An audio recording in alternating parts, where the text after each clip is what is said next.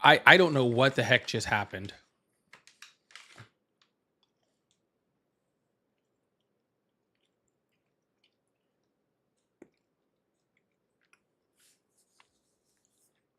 I don't know what the heck just happened. Can you guys see me now? I don't even know if I'm streaming. The whole thing just went like completely crazy.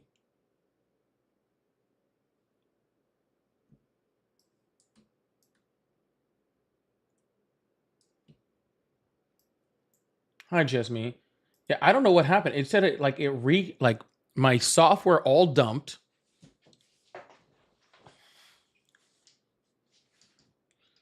My software all dumped. And then I came back and you guys were like, I can still see you. And my software is telling me I'm not even live.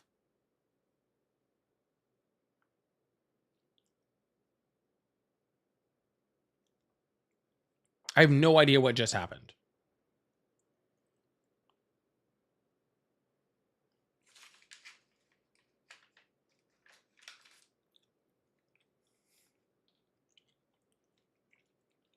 Do I look okay now? Do I look like I did before?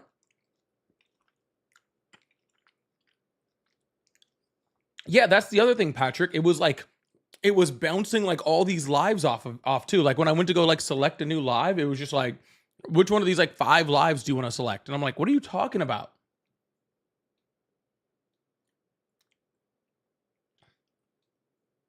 I don't know what's going on. I don't know if I'm correct right now. I don't know. I don't know what I'm supposed to be doing wrong. That was really weird.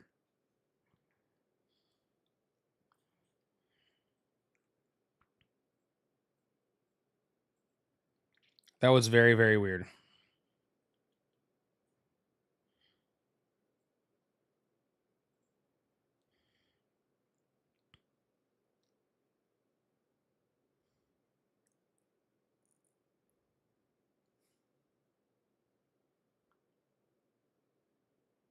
Says you got like, yeah, I don't know.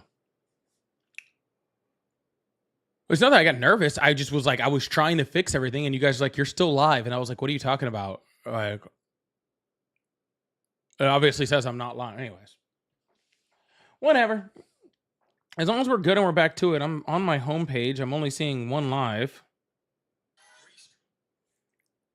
So I think I'm good. And I see my horizontal live. So that's cool. That's cool. All right, well, look good there. Anyways, y'all, welcome back in. Welcome back, and we're going to restart this thing and try again.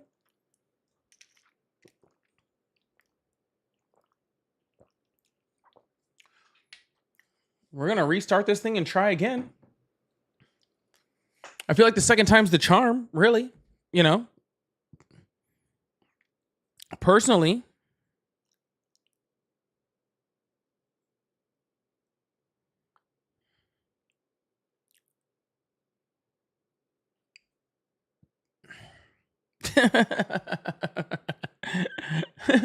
Sodium, I saw your message that said Corey keeps banning me. I literally saw you type into the chat, Corey ban me. I saw you type into the chat and tell Corey to ban you.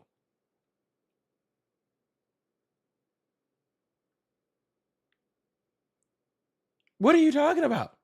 You just asked him to do it. I watched you ask him. Did you think he wasn't going to do it?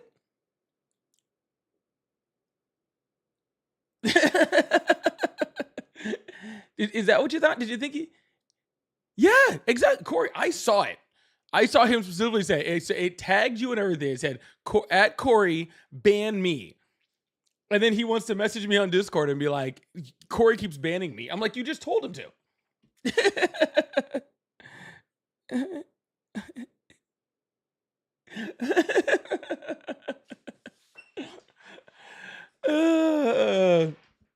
Sodium's okay. Sodium's okay.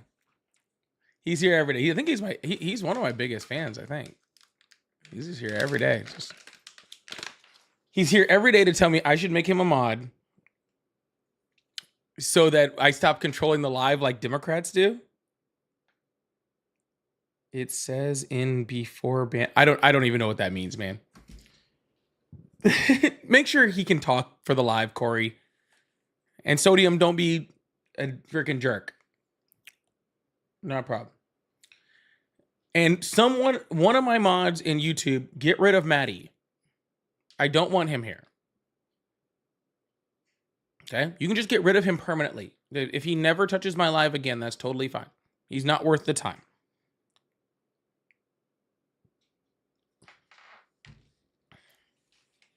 Anywho.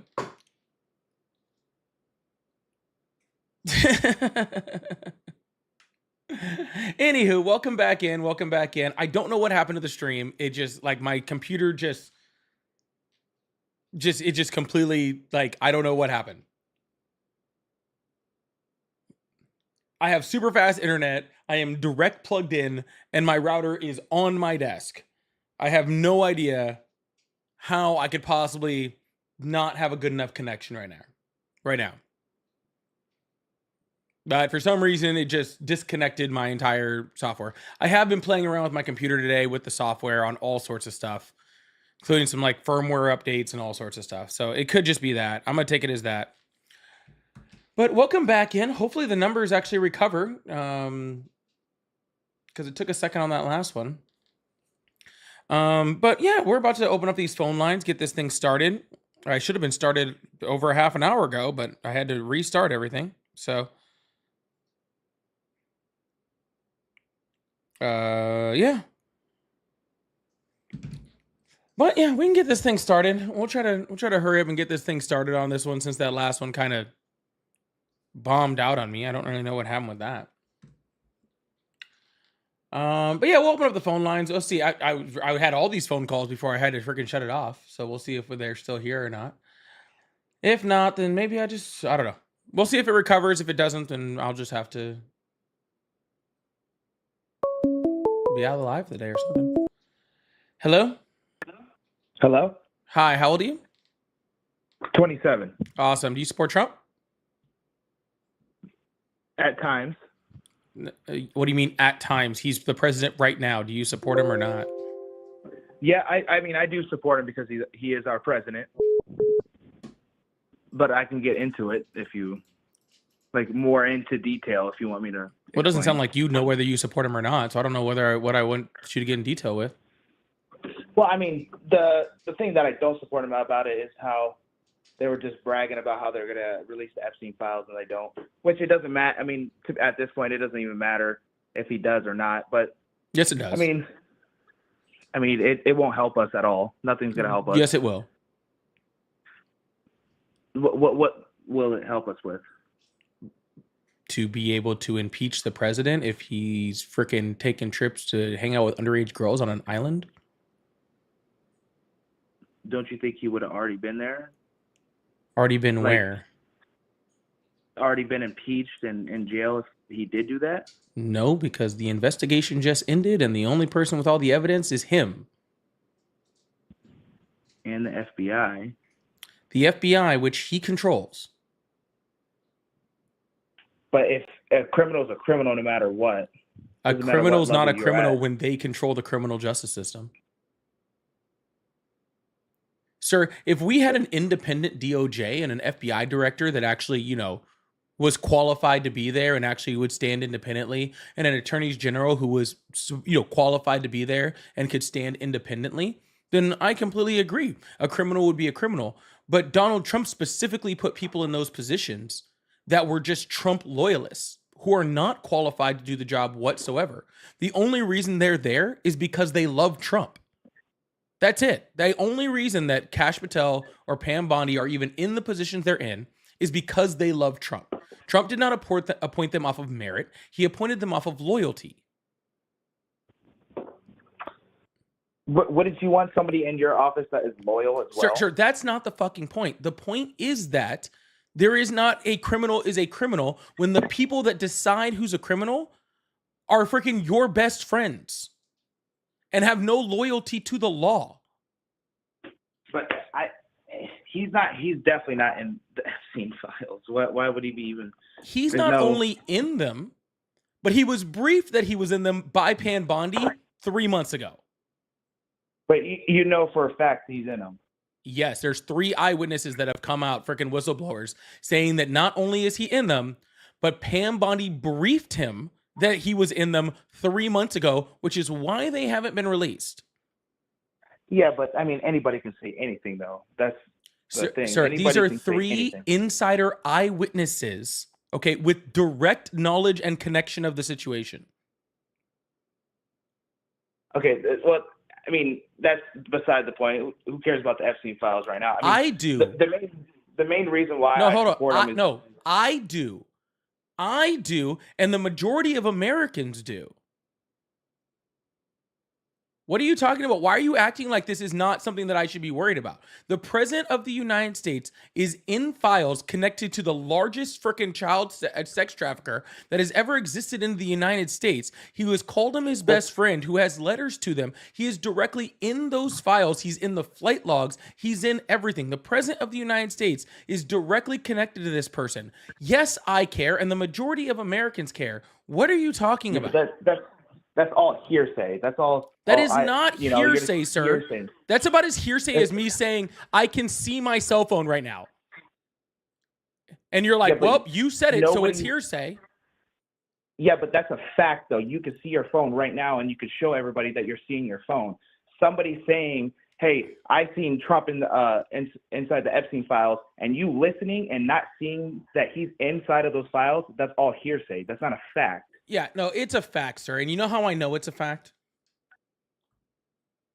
How? Because if he wasn't in them, then he would have already released them.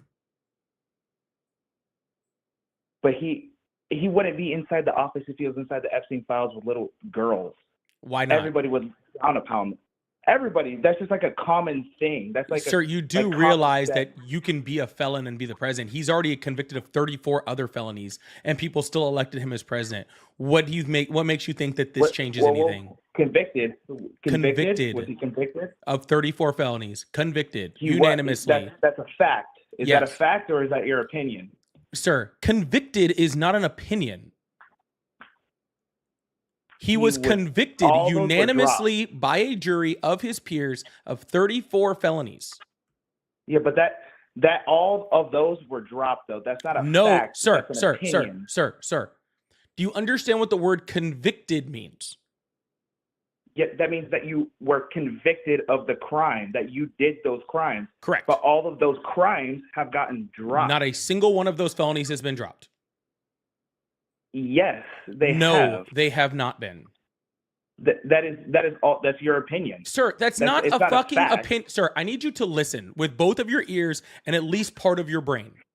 Okay. I mean, I have it up on my screen right now. Oh, okay? Then show me where all of those charges were dropped. No, that's fine. I will not only pull it up, but I will put it on the screen for everybody else so you can show me, so you can prove me wrong. Please show me what site that you're on that's saying that they were all dropped, please. They were all dropped. No, you said you have it in front of you. Where is it at in front of you?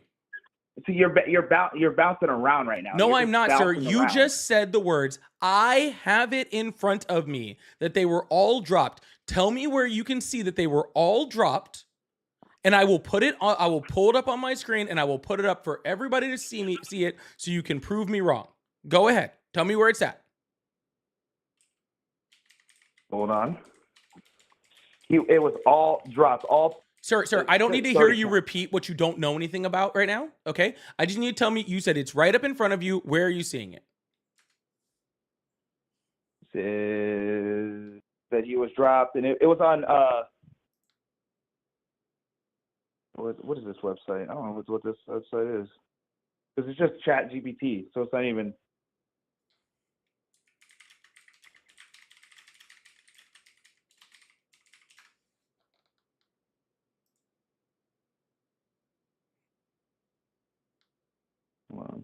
Here we go. All right, well, I'll put it into Google AI since you like AI bots so much.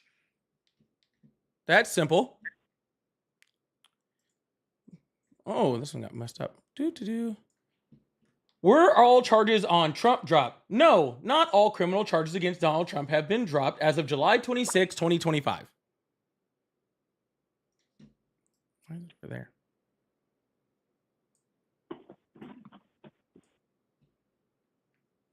Well, that was pretty simple. So it's just. Yeah, let's try this again. Ask anything. Is Trump a felon? Yes, Donald Trump is a convicted felon as of July 26, 2025. But it says the judge granted Trump an unconditional discharge, a sentence that affirms that he is a convicted felon. A what but that one affirms? Where he will face no further penalties, fines, or time in jail. His what was a discharge? His what was? But he was no, sir. No, repeat what you just said. No, he wasn't discharged of all the charges, sir. He said he was sentenced. He was sentenced. No. That means that is not charges dropped. That just means he didn't have a punishment for the felonies. He's still a felon. He was still convicted. Not a single charge was dropped. He just didn't face a freaking a penalty for it. That's all it was. Yep, of the 34. But it says he will face no further penalties, fines, or anything. No further penalties or fines. He was convicted and he was sentenced to not have to pay a fine. That is not charges being dropped. That is still being a convicted felon. Okay? That just means he didn't have a sentence for it. That's it. He was convicted. He was sentenced. He's a felon. Yep, I was wrong. I was wrong about that. I know. He's a convicted felon. I'm looking. I'm watching. I mean, I'll say if I'm wrong, you know. Yeah. So if you're saying, oh, I don't know how somebody in the presidency could get in there if he's doing felonies. Well, he already did it by doing felonies. What are you talking about?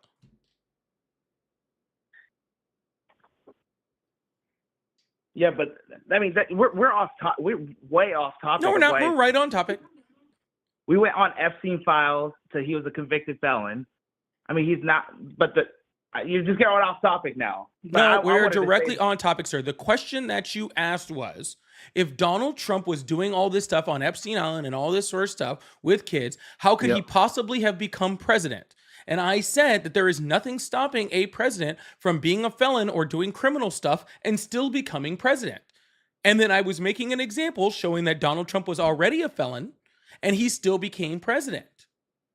Yeah, but one is like a pedophile charge, and the next is like a business charge where he was. Well, sir, you're the one who supports him, not me. I don't know why you support a guy who's literally claimed to be best friends with a guy who is the largest sex trafficker in like America. See, that was his words. Donald Trump said they were best friends. Yeah, but he probably didn't know about that. Who knows? I can't say that he didn't know. You mean like the little letters that he sent? The little letters that he sent to Jeffrey Epstein that said, "May every day be a new little secret," and then he signed his name in the freaking shape of a girl's pubic hair? You're telling me that guy didn't know what was going on? That's all. What you're just saying is like just all an opinion. Sure. How about this? How about he said we share a love of beautiful women. Epstein likes them on the younger side, though. I mean, I love women, but not on the younger side. No, he said Jeff likes them on the younger side. You're telling me that guy who said that about Jeffrey Epstein didn't know that he liked freaking girls. You're telling me. Yeah, but who knows though? Like I can. Trump did. Someone that like if I talk to someone, they say, "Hey, I like younger girls." I mean, the younger girl is 18. That's a younger girl. That'd be a younger woman. It's still teens, though. I mean, it's still a girl. Man, the pretzel you're having to put yourself in to defend a freaking pedo is wild. But but you're just putting words into someone's mouth that, you know, you're just trying to mix it up to make it sound like he's a bad guy. But No, you don't he's just know, a bad like, guy, and I'm telling you exactly what he said and what he did. And instead of just going, "Oh, that's horrible," because the stuff we're talking about is horrible, you're trying to mix it all up to make it sound like a not bad guy. I'm telling you dead straight facts of what is happening. Okay, yeah, what but he's saying, who's he's he's not the one that, associated like, with, put who that he's island there. associated He's not with, the one. and you're the one that's freaking trying to defend it, not me. No, I mean, if he's a pedophile, he's a pedophile. But nobody knows that, though. That's not it's not a fact at all. It's all opinions. That's okay, sir. Keep fucking defending it. It's fine. I see if he got convicted of being being on that island, then that would be a problem. Sir, then I would sir, be like, yes, I'm that's a sorry. fact. I don't need someone convicted of it. Okay? When I know he was on the flight logs, I know that he was Epstein's best friend. I know that he associated with the guy, and I know what Epstein did. See, you're I don't need any more, papers. sir. Sir, I don't need a conviction in order to know somebody is a horrible person. Have you never met a horrible person that wasn't a felon in your life? No. You've never. So never in your life. Your life has just been Nope. perfect and just beautiful, wonderful people no matter where you went. No, because How I old just did you don't say hang you around were? those kind of people. 27. Oh, hold on. You don't hang out with what type of people? Pedophiles. I don't hang out with pedophiles. No. I didn't say anything about that. I said bad people. Like, what do you consider bad? What do you consider Like, bad? what is bad? What do you consider bad? Murderers, pedophiles, rapists, What about thieves? these two. What about people that cheat on their partners? I want to consider that a horrible person. You wouldn't. Never mind. You obviously freaking wouldn't find that. That's to a be horrible person. You No, wouldn't. that's a You wouldn't heartless find that, person. sir. There's horrible people all around us that don't have felony convictions. There are But literal when you say horrible people horrible, that's like- all around us, sir, that have that don't have felony convictions. I don't need a felony conviction to see that someone is a bad person. Okay, I'm sorry that you do. Okay, I'm really sorry that you think, oh, well, I just watched this guy freaking, unalive someone in the middle of the street, but hey, they haven't been convicted, so they're not a horrible person yet, so I guess it doesn't matter. All the evidence is right there in front of you, and there's fucking eyewitnesses to show that it happened, but hey, there's no felony conviction, so I guess it doesn't matter. I guess we just gotta let it go. We gotta just let it. No, that's exactly what you're saying. It's exactly what you're saying, sir. And no matter how much evidence I give you, you are consistently just going, well, he hasn't been convicted of it. You've said that like 5 times, no matter what every new piece of evidence that I give you, you're like, well, he hasn't been convicted. Well, he hasn't been convicted. Well, he hasn't been convicted. Hey, well, he hasn't been convicted. I said that's an opinion. So it does not matter. It doesn't it's matter, sir. hearsay. I don't need a felony conviction to know someone's a bad person. Don't need it. Sorry that you do. Yeah, but that's all hearsay. You're just saying, oh, he does this. He's in the files. He heard it from Jeffrey Epstein. I heard it from Jeffrey Epstein. And gotcha, this, sir. and So if hearsay. 3 people in the state of Texas see you unalive someone, are eyewitnesses to see you unalive someone, not only do you get the death penalty, but you're put straight to the front of the line. But apparently for you, if there's 3 eyewitnesses to show that Donald Trump is in the Epstein files, you don't care because it's hearsay. It's all, it's who knows? Do those people hate Sir, can someone be Trump convicted in and a court? saying this? Sir, can people be convicted in a court of law with 3 eyewitnesses? No. Yes, they can. 100%. What are you smoking? But You're telling me. You're telling me. Hold on. You're telling me if someone robs a store and there's 3 people that saw them rob the store and there are 3 eyewitnesses. That's a fact, though. Sir, that's a fact. Sir, what you're saying is a fact. Sir, it's not a fact. The only reason I know it is because 3 eyewitnesses saw it happen. Can someone be convicted in a court of law for 3 eyewitnesses watching them rob it? Yes or no? Like it's so you're yes saying or that no, 3 sir? people saw it. Yes. Like for a fact. They said it's a fact. They said they were there and they saw it happen. See that it could be all just a fake. We thing know that they they're were just in the saying store, sir. somebody. We know they were in the store at the time of the robbery. None of these people have any benefit from freaking testifying, and they all say that one person robbed the store. Should that person be convicted? Yes or no? But yes or no question, sir. I'm tired of the but yes, but there's a no. lot more that goes into No, there's not. I'm just asking you a very, very simple question, sir. If three people with nothing to gain, all different people that don't connect to each other, all eyewitnessed the same person robbing the same store, and all we're all in the store at the same time, should that person be convicted? Yes or no?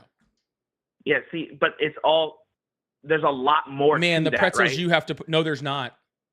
There is a lot. No, there's not. There's literally zero else to it, sir. This is like the simplest. This is like the simplest thing that I've ever asked someone ever. Like I could literally go. I should go grab my 14-year-old because my 14-year-old could super easily.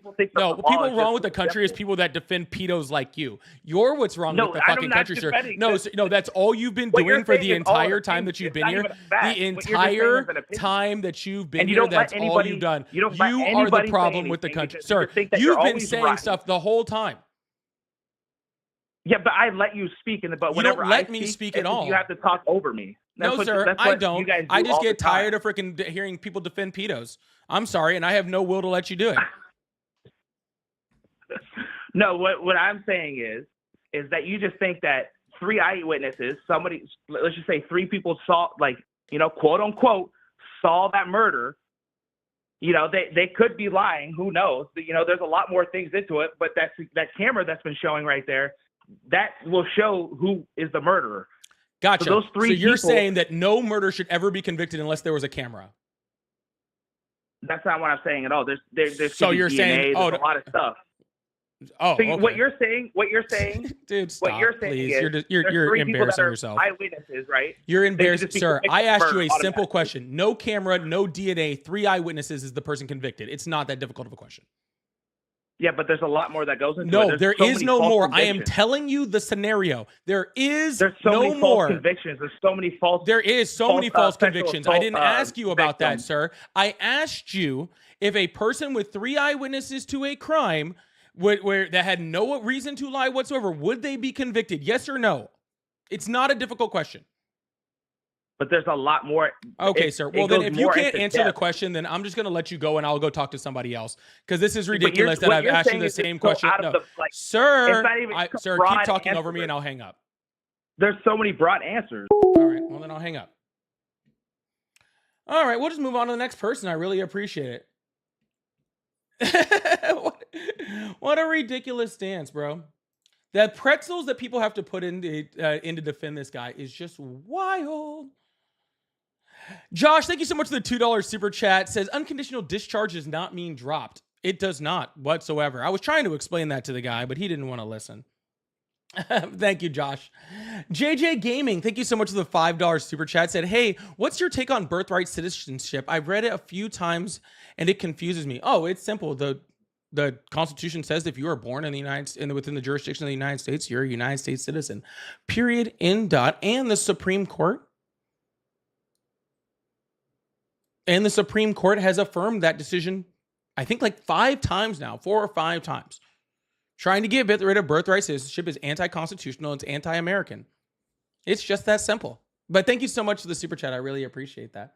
Frost King, Trump technically could have released some Epstein information in his first term when the FBI was investigating his death. Yes, he could have. But why would he do that when he's in them, Frost King? That doesn't make any sense.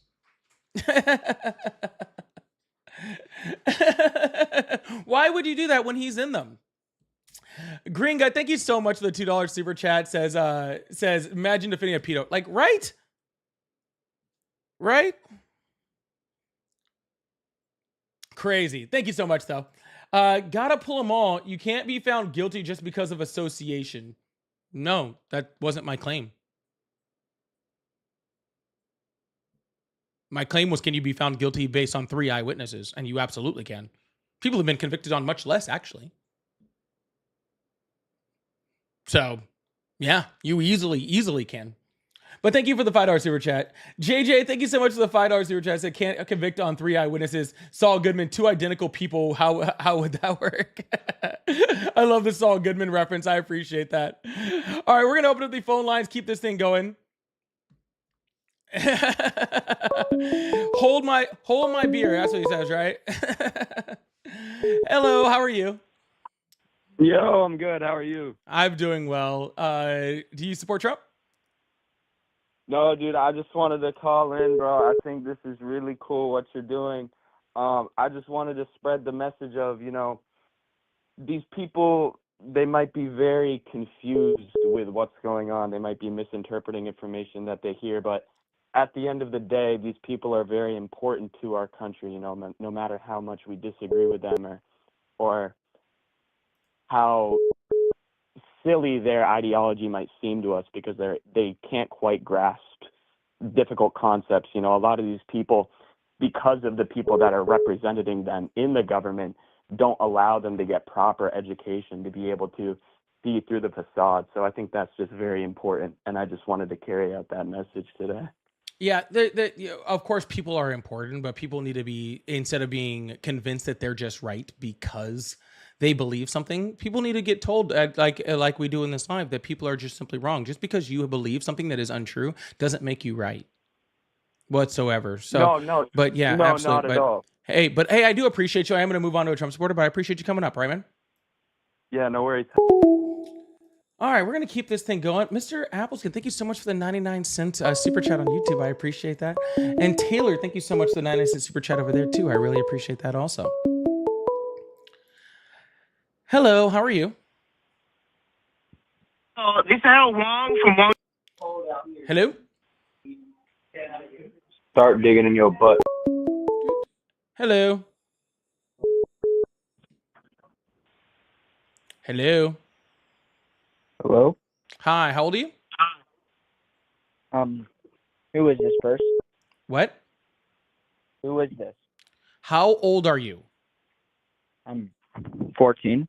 Thank you. Hello, how are you? Start digging in your butt, twin. Hello, how are you?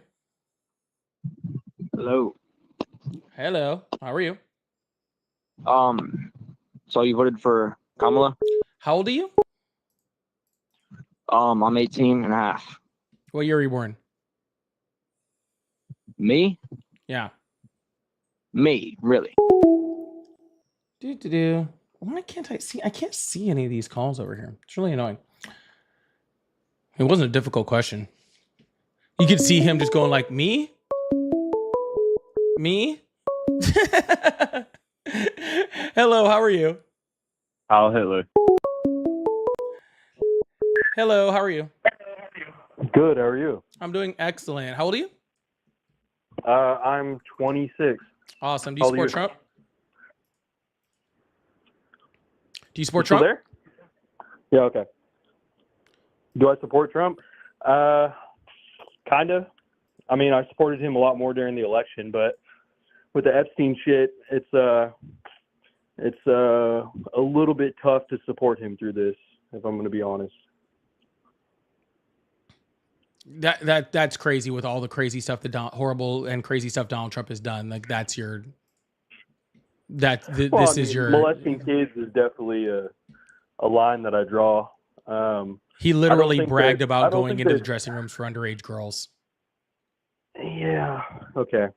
I mean, I understand that, but I don't think he's the Hitler that everyone makes him out to be. I think that he's actually more of like a moderate Democrat from the 90s. Yeah. How do you figure that? He has the same policies as Bill Clinton. He does. What a policy? lot of his policies are very similar to Bill Clinton. All right, like what? So his border, Clinton wanted the border shut. Clinton also had some of the largest mass deportations in the 90s. Clinton also is involved with Epstein, so there's something that they both have in common. That's not a policy, sir. Well, obviously. Well, I asked you what policy, and if you're talking about immigration and you're saying that more deportations, then Biden had more deportations than Trump has. Biden had a higher deportation rate than Trump had. Yeah, that's also because Biden let in 21 million illegals, so he's going to have. No, he did not. First of all, and second of all, it's a rate. So therefore, we know that he let in over 20 million illegals. Sir, please stop trying to grandstand. You're not good enough at it. Okay. All right. Awesome. So it's called a deportation rate. which means that the number, even if it gets bigger, doesn't change. Smart The lefty. rate would still be accurate. Yes. And Do you with know that what our rate, deportation rate is? currently, no, I don't have any idea. I haven't Okay. looked at the rate. No, you do know what a I rate know our- is. I No, know what our a monthly no, rate sir, is sir, like stop somewhere talking. around- Stop talking. I will just hang up and move on. This is ridiculous already. All right. I said, do you know what a Stupid, dude. rate is? Do you know what the word rate means? Man, are you always a smug leftist, or do you let other people like express their thoughts before you interrupt I would be them? happy to let you express your thoughts, but you have to let me know that let you know me what you're express my talking thought about. then, bro. No. See, you just said that you would, and then you don't. No, I will let Come you on, express bruh. your thoughts, I'm trying, but we're I'm trying on a to have singular. conversation here. All You right, keep sir. interrupting me. That's fine. Well, how about this? Okay, I'll make you a deal. All right. Just let me get my point across, and Yeah, then you no, can how about respond this? like a normal How human about being this? conversation. How about this? Well, I'll make a deal with you. Okay. Let's make a deal. All right. Not a very good Trump impression either, by the way. Oh my God. So You're such I'll a make you a hater. deal, okay? Either A, we talk about the points you already made, which was Okay. that Donald Trump's policies are the same as Bill Clinton's, because that's what we're discussing, because that was the point I already let you make, and this is why we're discussing it. Yep. Or B, you can just fuck off, and I'll just pull up another caller, okay? Man, Sound why are good? you so angry? All right, so we'll go with option 2 then, huh? No, let's look. All right. Well, I would have preferred option 1, but option 2 is fine. You know. Either way.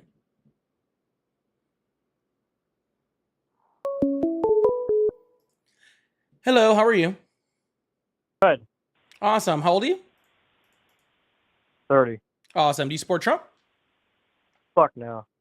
All right. Sorry, man. Not having you up right now. We're only looking for Trump supporters right now. I appreciate it.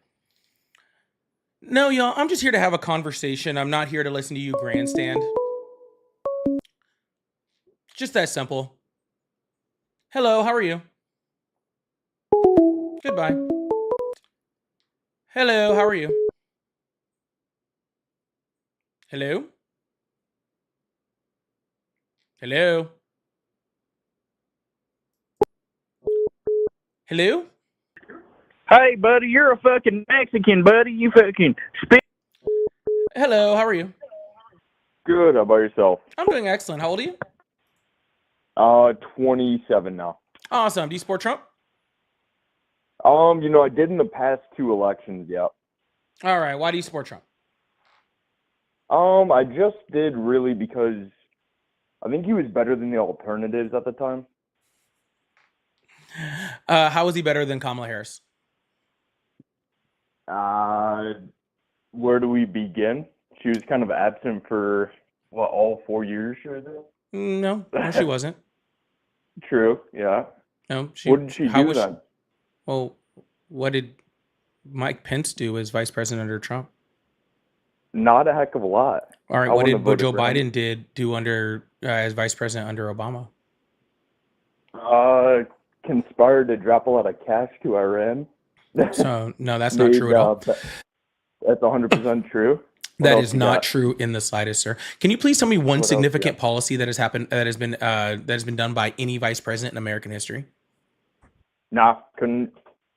Do you know why that is? Actually, that's not true. We got fucking not Al Gore. Dick Cheney passed a lot of shit under the Bush administration, which I think is a joke.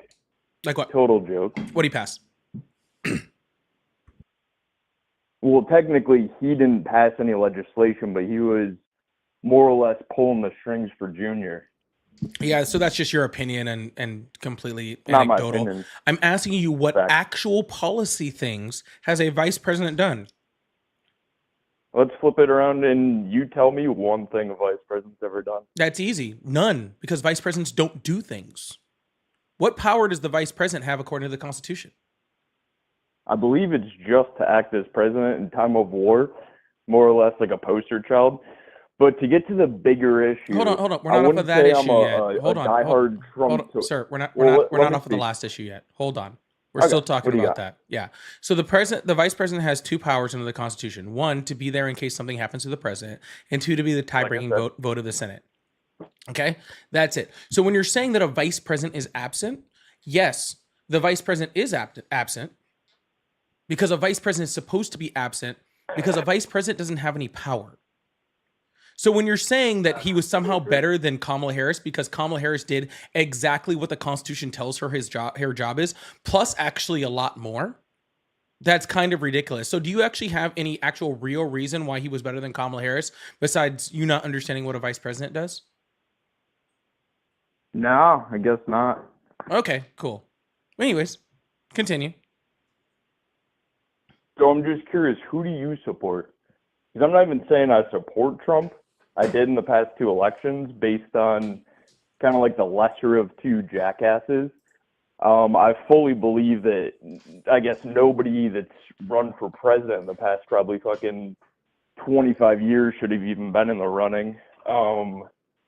But that's just kind of where I'm at. I think he's the better of 2 shitty options. Or was, I should say. Well, he wasn't. He hasn't been the better of 2 shitty options but I don't think he's ever been better than 2 shitty options. Actually, if you have 2 shitty options and Donald Trump is in there, he is almost guaranteed to be the most shitty option. What makes you say that? Because he's not good at being president, nor is he a good person.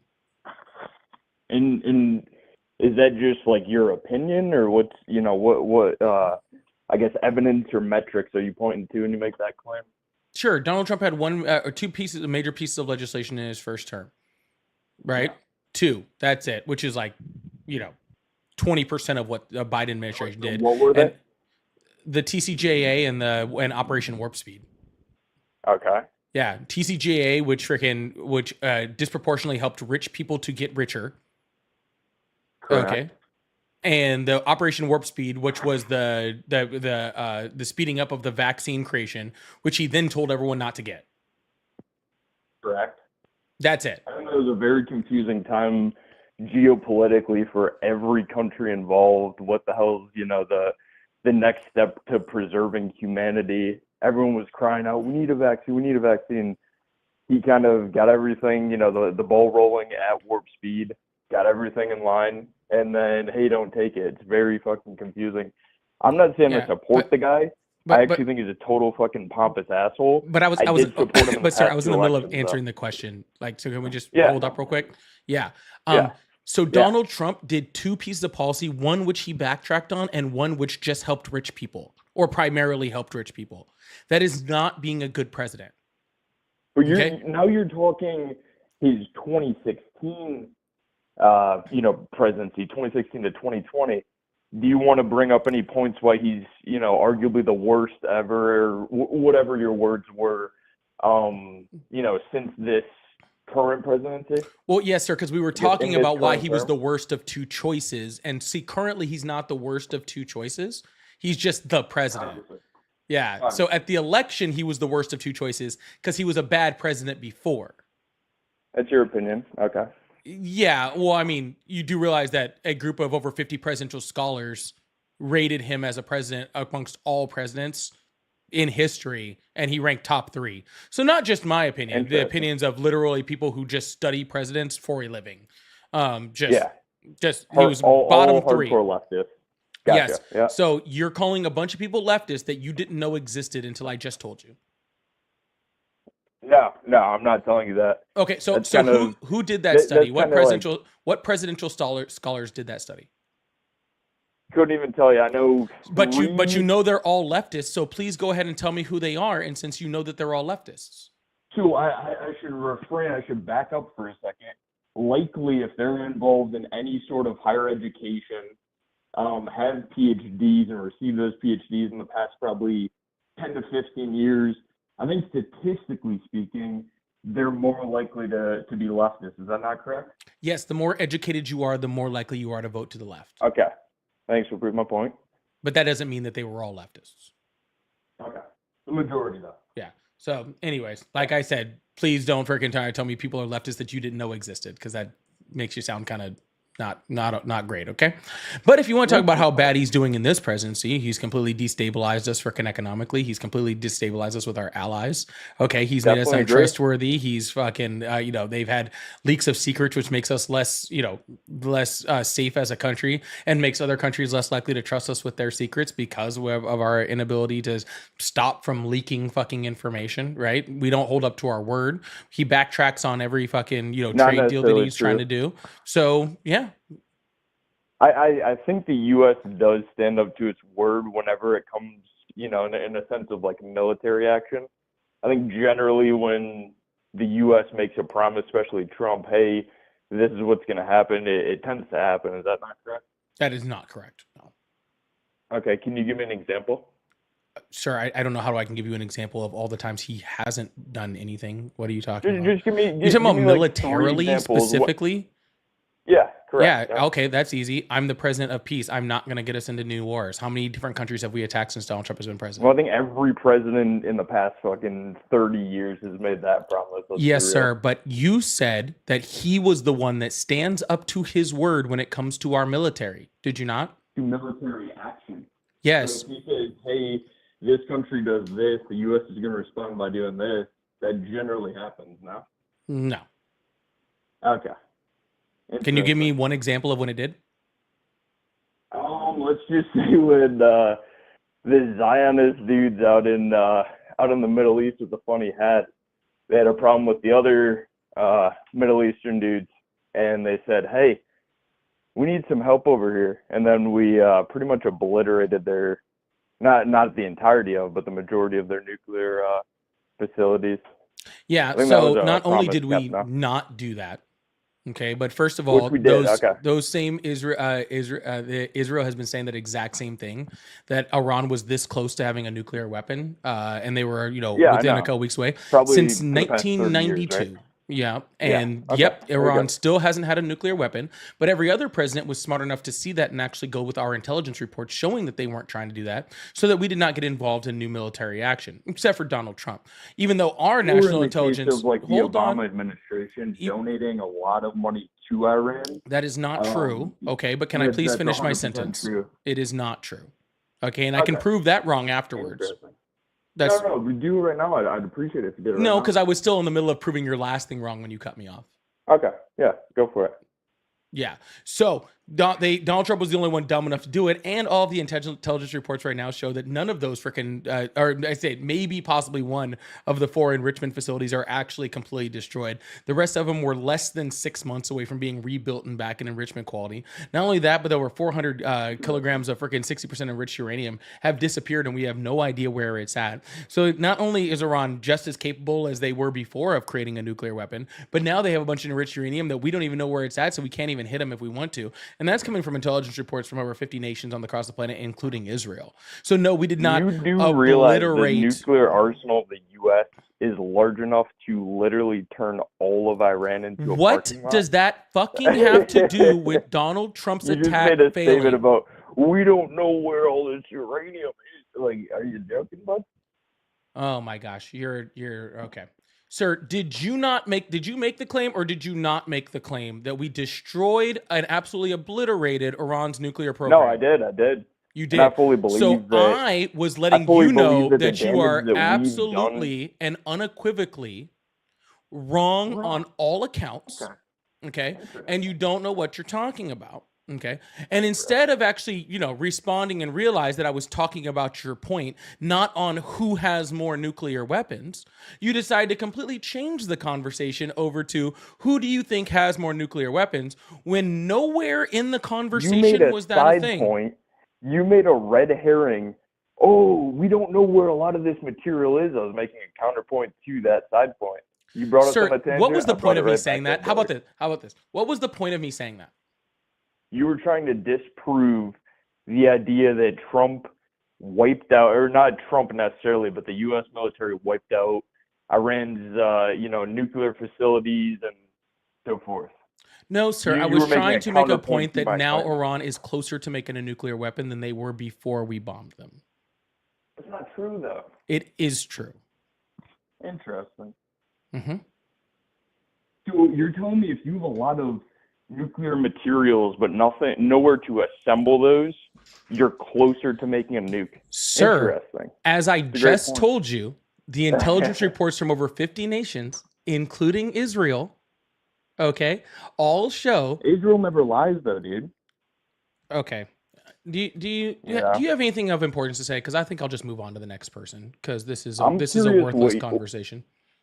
Maybe it is. I'm curious what your views are on.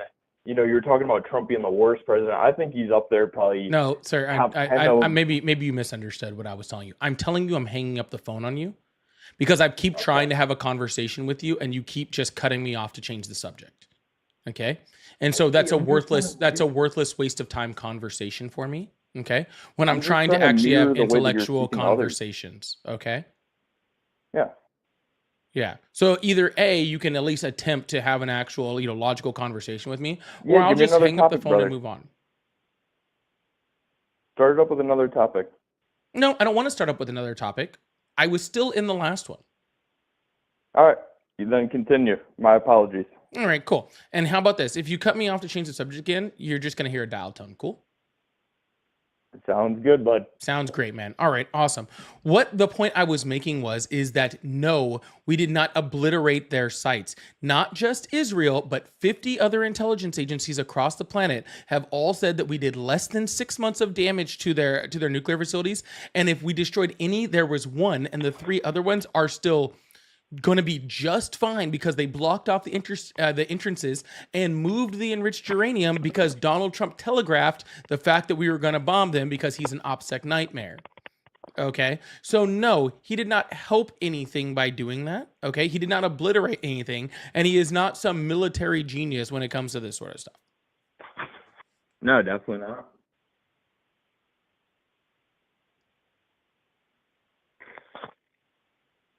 I'm curious.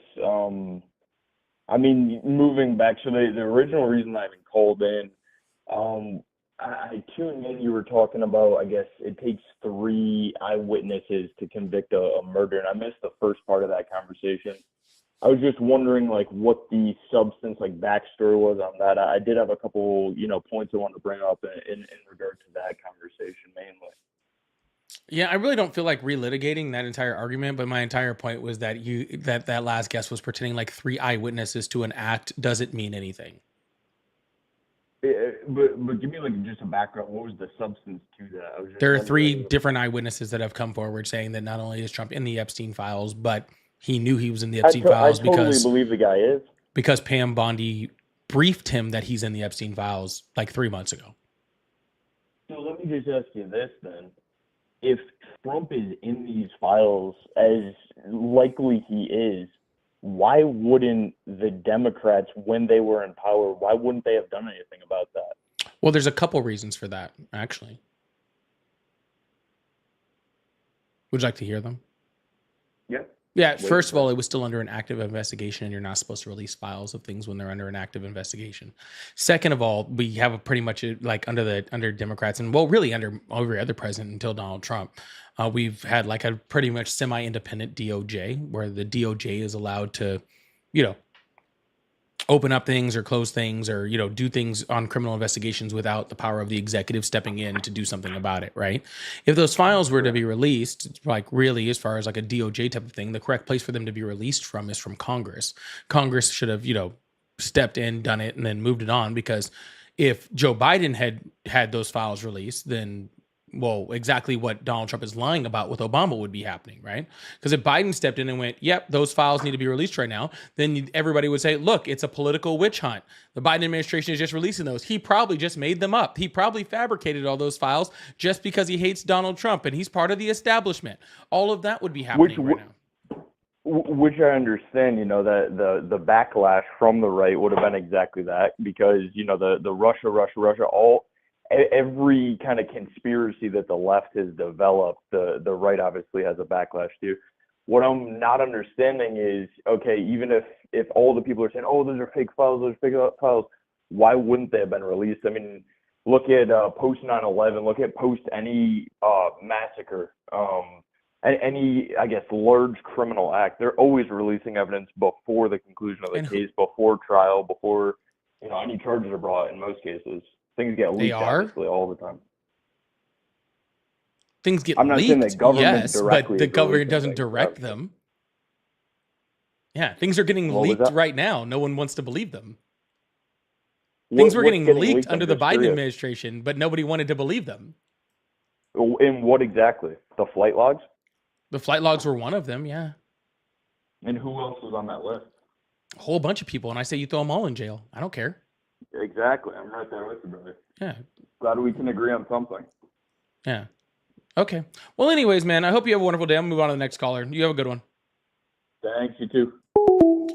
All right, let's see. We have a bunch of super chats. Taylor, thank you so much. Let's see. Bro does not let people speak, just speaks over. I literally just had a full conversation with that guy. That makes you look kind of stupid, doesn't it?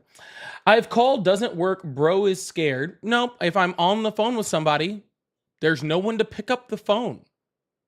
Okay. Lowest unemployment rate, making more a year. The lowest unemployment rate was actually under Biden. Taylor's a big fan, by the way. Taylor, Kamala used all of her funding for famous people. No, she actually had a lot of funding left over, actually. Joe Biden is the worst to live. Kamala was next. All right, crybabe. Bro, debate me and this will be done. Do you want me to, you're saying if I debate you, you're going to stop sending me money to whine to me?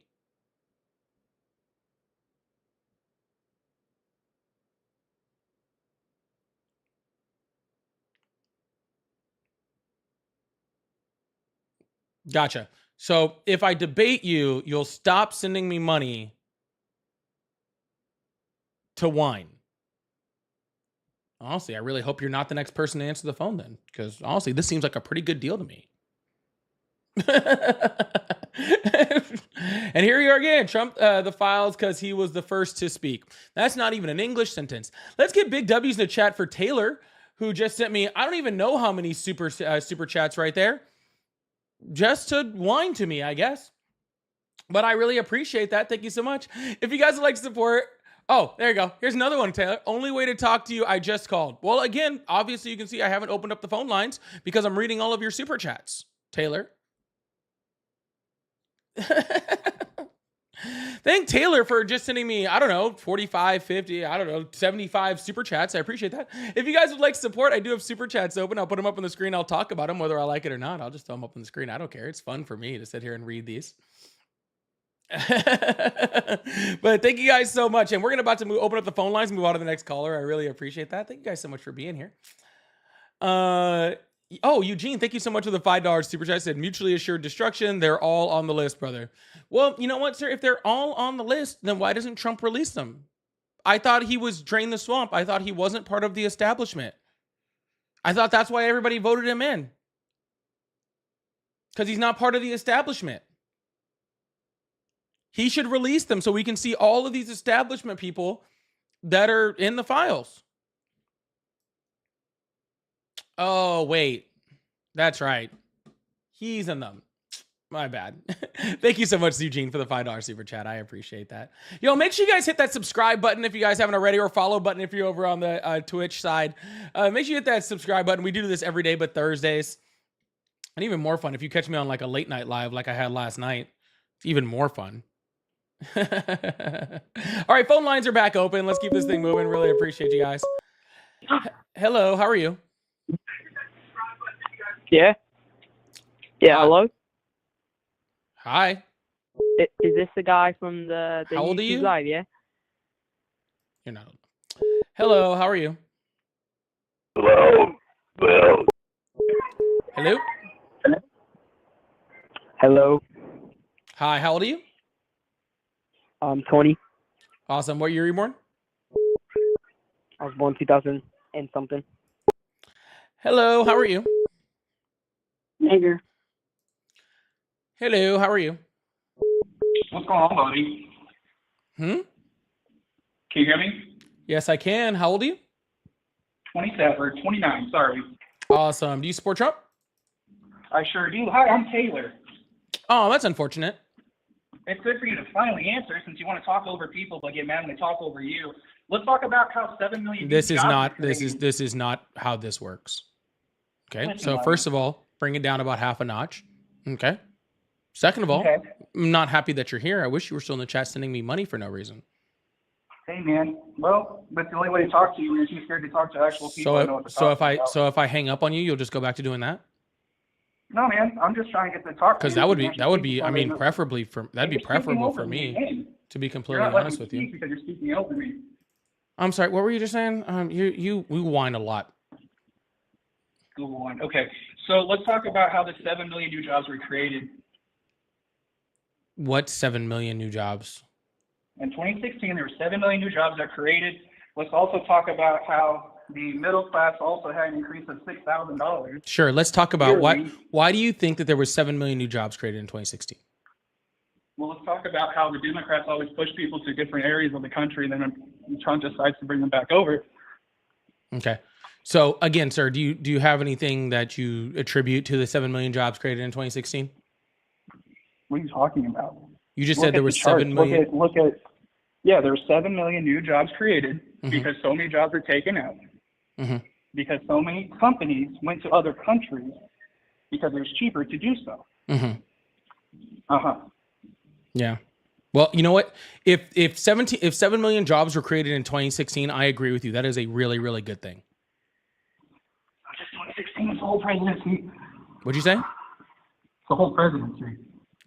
Well, you said 2016 specifically, and I was just saying 2016. I know, I apologize. I misspoke. Yeah, I was just saying, if you're saying that 2016 there were 7 million new jobs were created, then I agree with you. That's a really, really good thing.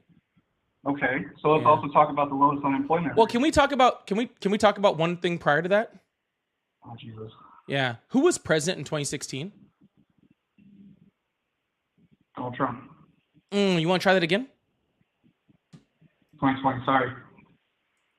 I'm sorry. Who was president in 2016? Obama. That's right. Obama was president in 2016. So thanks, Obama, for all of the jobs. I really appreciate that. Thank you so much. Yeah, I meant 2020. But thank you. I really appreciate that. So anyways, I don't know. I mean, if you're just here to talk great about, about Barack Obama, then I think that's pretty cool, man. Obama who committed treason?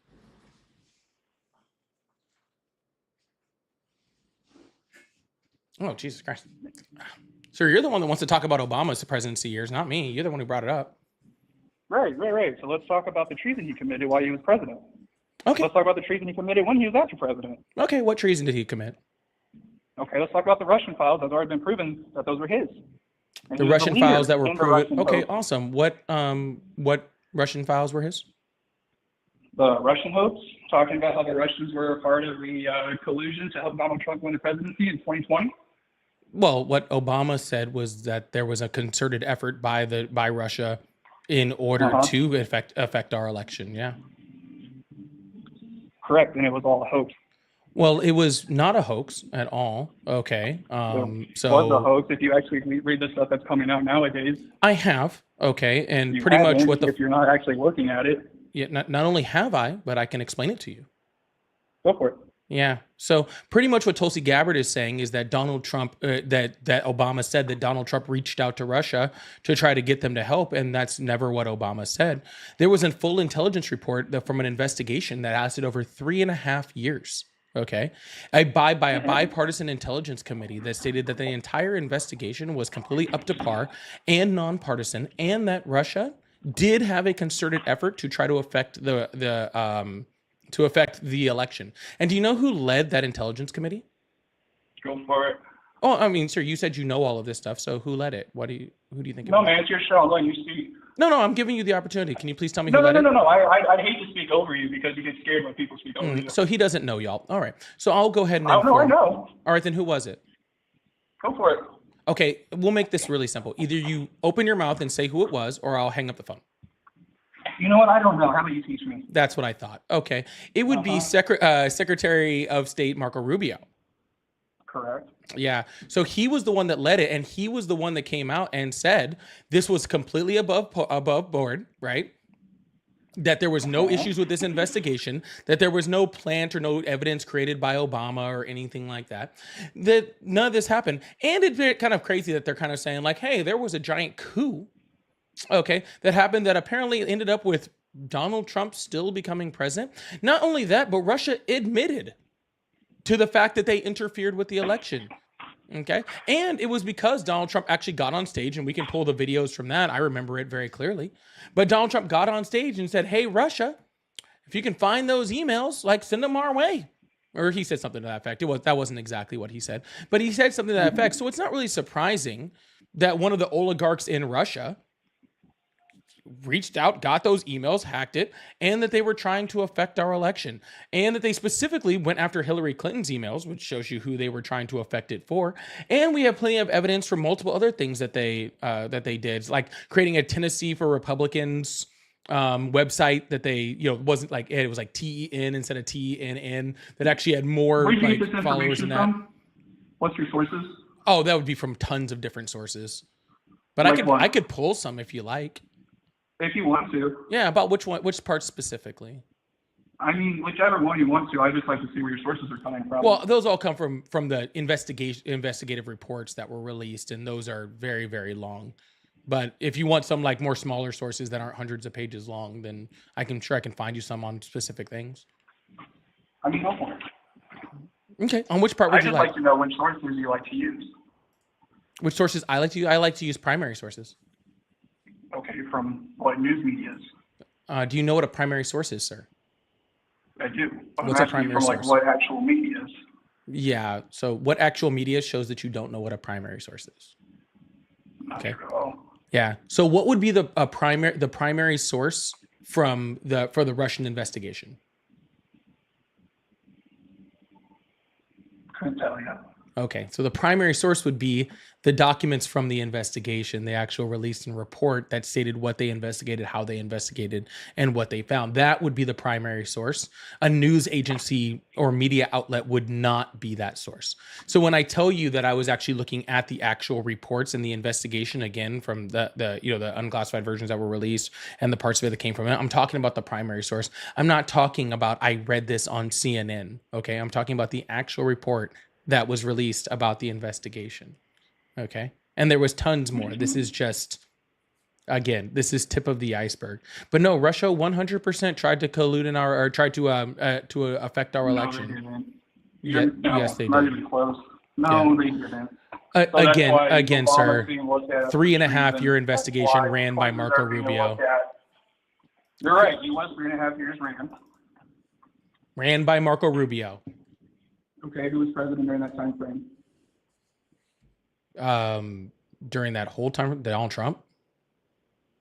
When Marco Rubio was running the thing? Yeah, because the collusion happened during the 2016 election, and the investigation came after that. Actually, there was people that were indicted. What's his name? That Russian oligarch that I was talking about that said he affected it.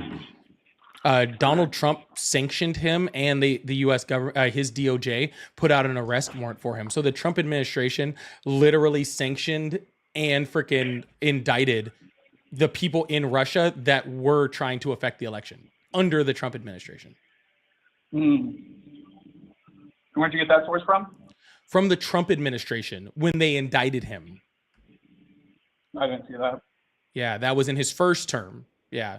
Most of this investigation happened under Trump's term, his first term, because again, the collusion or the affecting of the election happened in 2016. So therefore, the investigation would have happened after Trump took presidency. Interesting. Yeah. So I don't even have to quote like the left or like a media outlet or whatever. These are things that Trump has done. I don't think so, but.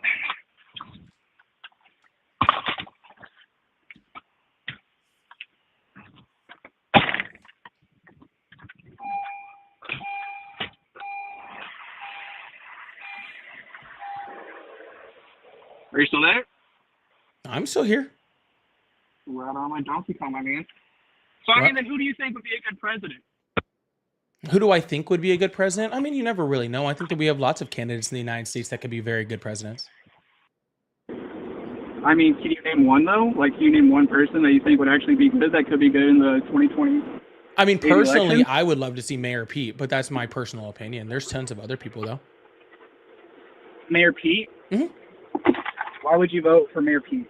I think he is a very, very intelligent person that freaking has very, very good policy initiatives that has shown that he is very forward facing. He's younger, right? He has all of the ability, all of the knowledge, and all of the experience, especially as, not only being a big mayor, but also working within our federal government, being a secretary and stuff like that. So I think he has lots of experience, lots of education, very smart guy. I don't see any reason why he wouldn't be a very good president.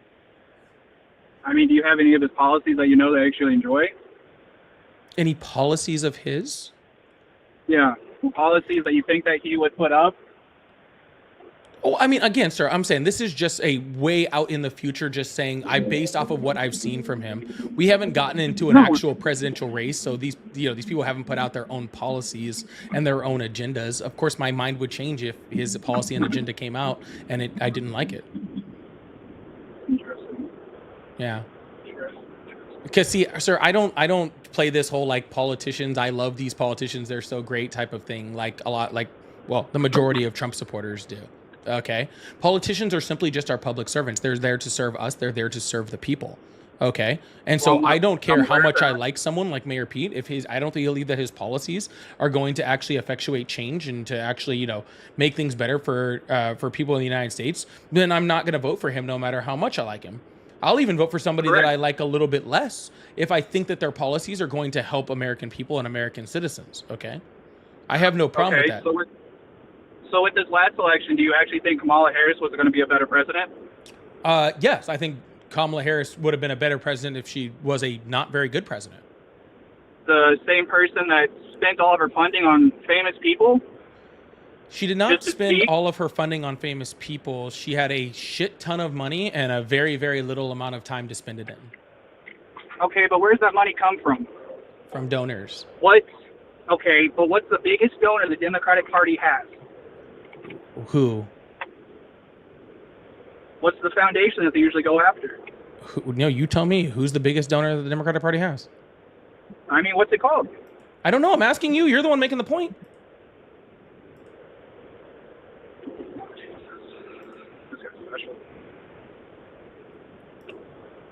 Do you not know who the biggest donor that the Democratic Party has? I can't remember the foundation's name, but it's the same one that goes through and always has different taxpayers that funnel all this money in. And you have people that don't even know they donated to them. Yeah, so you're talking about like a super PAC, and all candidates have super PACs, including Donald Trump, and one of his biggest donors was the Heritage Foundation on top of multiple other groups. So that's not abnormal for any presidential candidate to have a shit ton of donors and a shit ton of like super PACs and different foundations that are donating to those super PACs. That's not abnormal, correct, including with Trump. So I don't understand what your point is. But the biggest super PAC on the Democratic Party has donors that they don't even know they donated to that actual foundation. They don't know they were a donor to that person. Yeah. So where's your proof of that? Anywhere on the web that you want to search. Okay. Dude, there's people that have gone to houses that ask them, "Did you make this donation to this party?" And they would tell them, "No, I didn't make that donation." Donor to to Kamala Harris would have been let's see, is it Future Forward USA? Yep. The largest donor would have been Future Forward USA.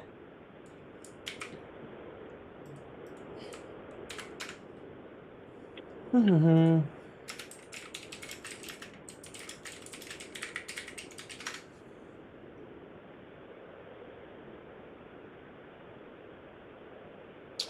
Just type that in, quick AI overview. Yes, generally speaking, people who donate to Future Forward USA are aware that they are making a contribution to the organization.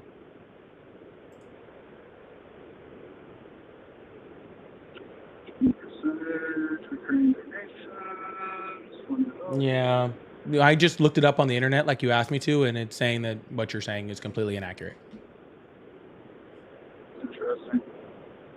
Mm-hmm.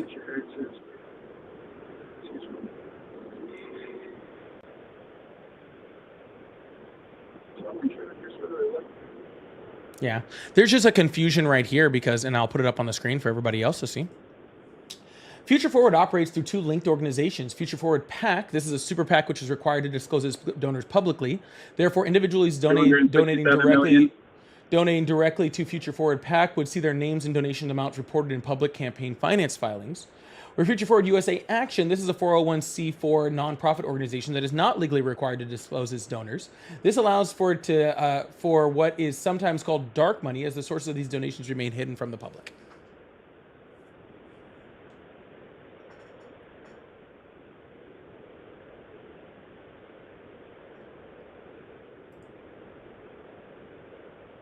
I forgot I had that up.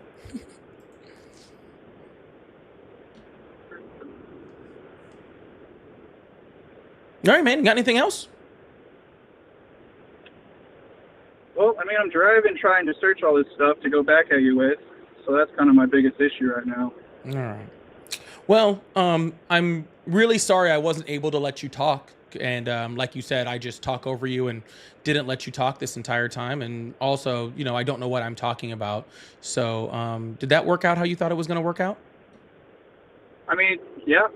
I mean, you still talked over me in multiple cases. You have a way. All right. Goodbye. I literally did not talk over you one singular time. I made sure that you finished every single sentence with a period at the end of each of the sentences and came to a complete stop, then took a breath afterwards. And then after you spoke, I just dog walk drug you all the way across this live.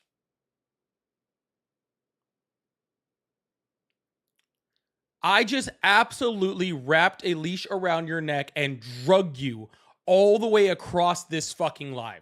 You should be embarrassed. If I was you, I would literally go onto my phone or whatever you were talking to me on, and I would just delete YouTube. Okay? Because you obviously don't belong in this space. Okay? Just don't even ever look at anything political ever again.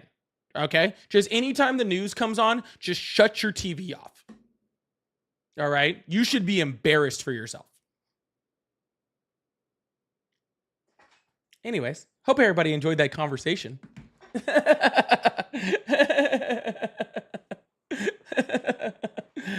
Rusty, thank you so much for the $20 super chat. Said, your argument against VPs not having power is not true. Two of the most consequential, Cheney and Biden, existing within our lifetime. Biden was a huge reason for the passage of ACA. Cheney ran day to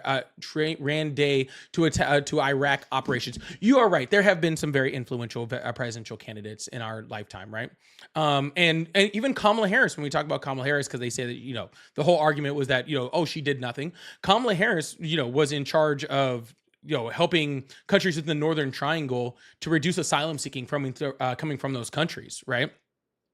And that was her job, was to find out how our government could help those governments to, you know, kind of build up their nations, and so that they could that asylum seeking could be decreased, and it was decreased by 50% after she did that.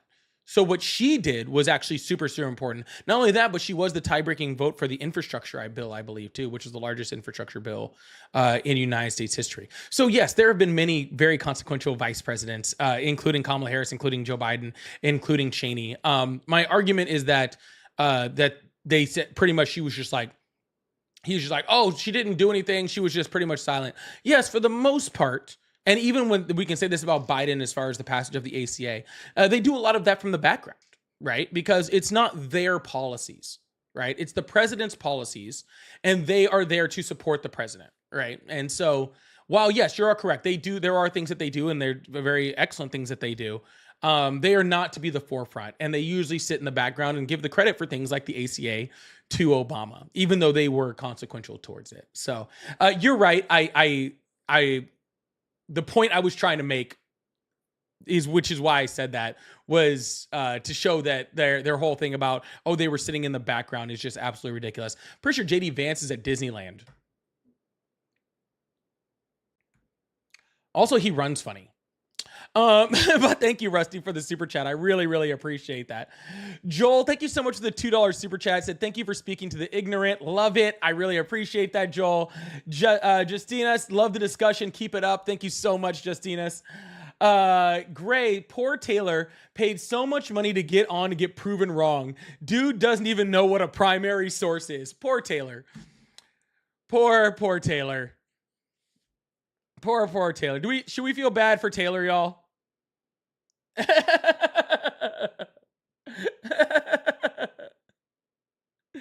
Should we feel bad for Taylor? I don't think we should feel bad for Taylor. I think we should. I think he learned a valuable lesson, hopefully.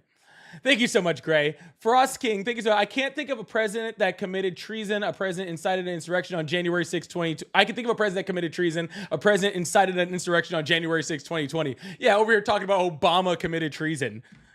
And you support Donald Trump. Absolutely wild. Absolutely freaking wild. Thank you so much, Frost King. I really appreciate that super chat. Big Isle Fox, thank you so much for the $5. Says, love it when you get people tongue-tied. Keep on doing you. Sending some mad love from Honolulu, Hawaii. Aloha. Thank you so much. I really appreciate you, brother. Thank you so much. Oh my God. I love when I get them tongue-tied too. That's why I just sit there and let them be quiet. It's really fun. He's talking about Act Blue. I'm not sure which part. Maybe that's part of the conversation I missed that he was talking about. I don't remember when he was talking about Act Blue. But thank you for the super chat. And Arturo says, Hillary involved with the Russians heavily. Yeah, involved with getting her emails hacked by them. That's 100% true. Definitely a lot of that. All right. Well, we're going to move on to the next caller. I really appreciate that. Unfortunately, Taylor won't be coming back. That's what really sucks. I miss him already. If you guys would like support, I do have super chats open. Like you see, we'll take intermissions in between callers. We'll talk about the super chat. So if you have any questions, comments, concerns, you like something I did, you hate something I did, I said something wrong, whatever. You like super chat, we talk about it. We'll put it up on the screen. We'll have some fun. We'll talk about it. So I really appreciate the support. Thank you guys so much. You guys really do help me to keep doing this every single day. And so you guys are really awesome. I appreciate that. Hello, how are you? Good, how are you? I'm doing well. How old are you? I am 18. Awesome. What year were you born? 2007. Are you sure about that? Yes. All right. Well, do you support Trump? No, I do not. I just came on the show to explain some hypocrisies that I noticed, like, with all the Trump supporters. Hey, dude, I really appreciate that, but I am only looking for Trump supporters right now. I'm pretty good at pointing out their hypocrisies on my own, but I do appreciate you. I hope you have a wonderful day. All right, man. Okay. You too. Thank you for what you do. Yeah, man. Bye. All right. Yeah, I'm pretty good with the hypocrisies thing myself. I think I pointed out like 9 for Taylor. Hello, how are you? Hello. Hi, how old are you? I'm Tony. What year were you born? 2006. 6, does that work? I don't believe you anyway. Hello, how are you? Hello? Hello? Yeah, I'm here. Hi, how are you today? I'm great. Awesome. How old are you? You're live. Oh, thank you. How old are you?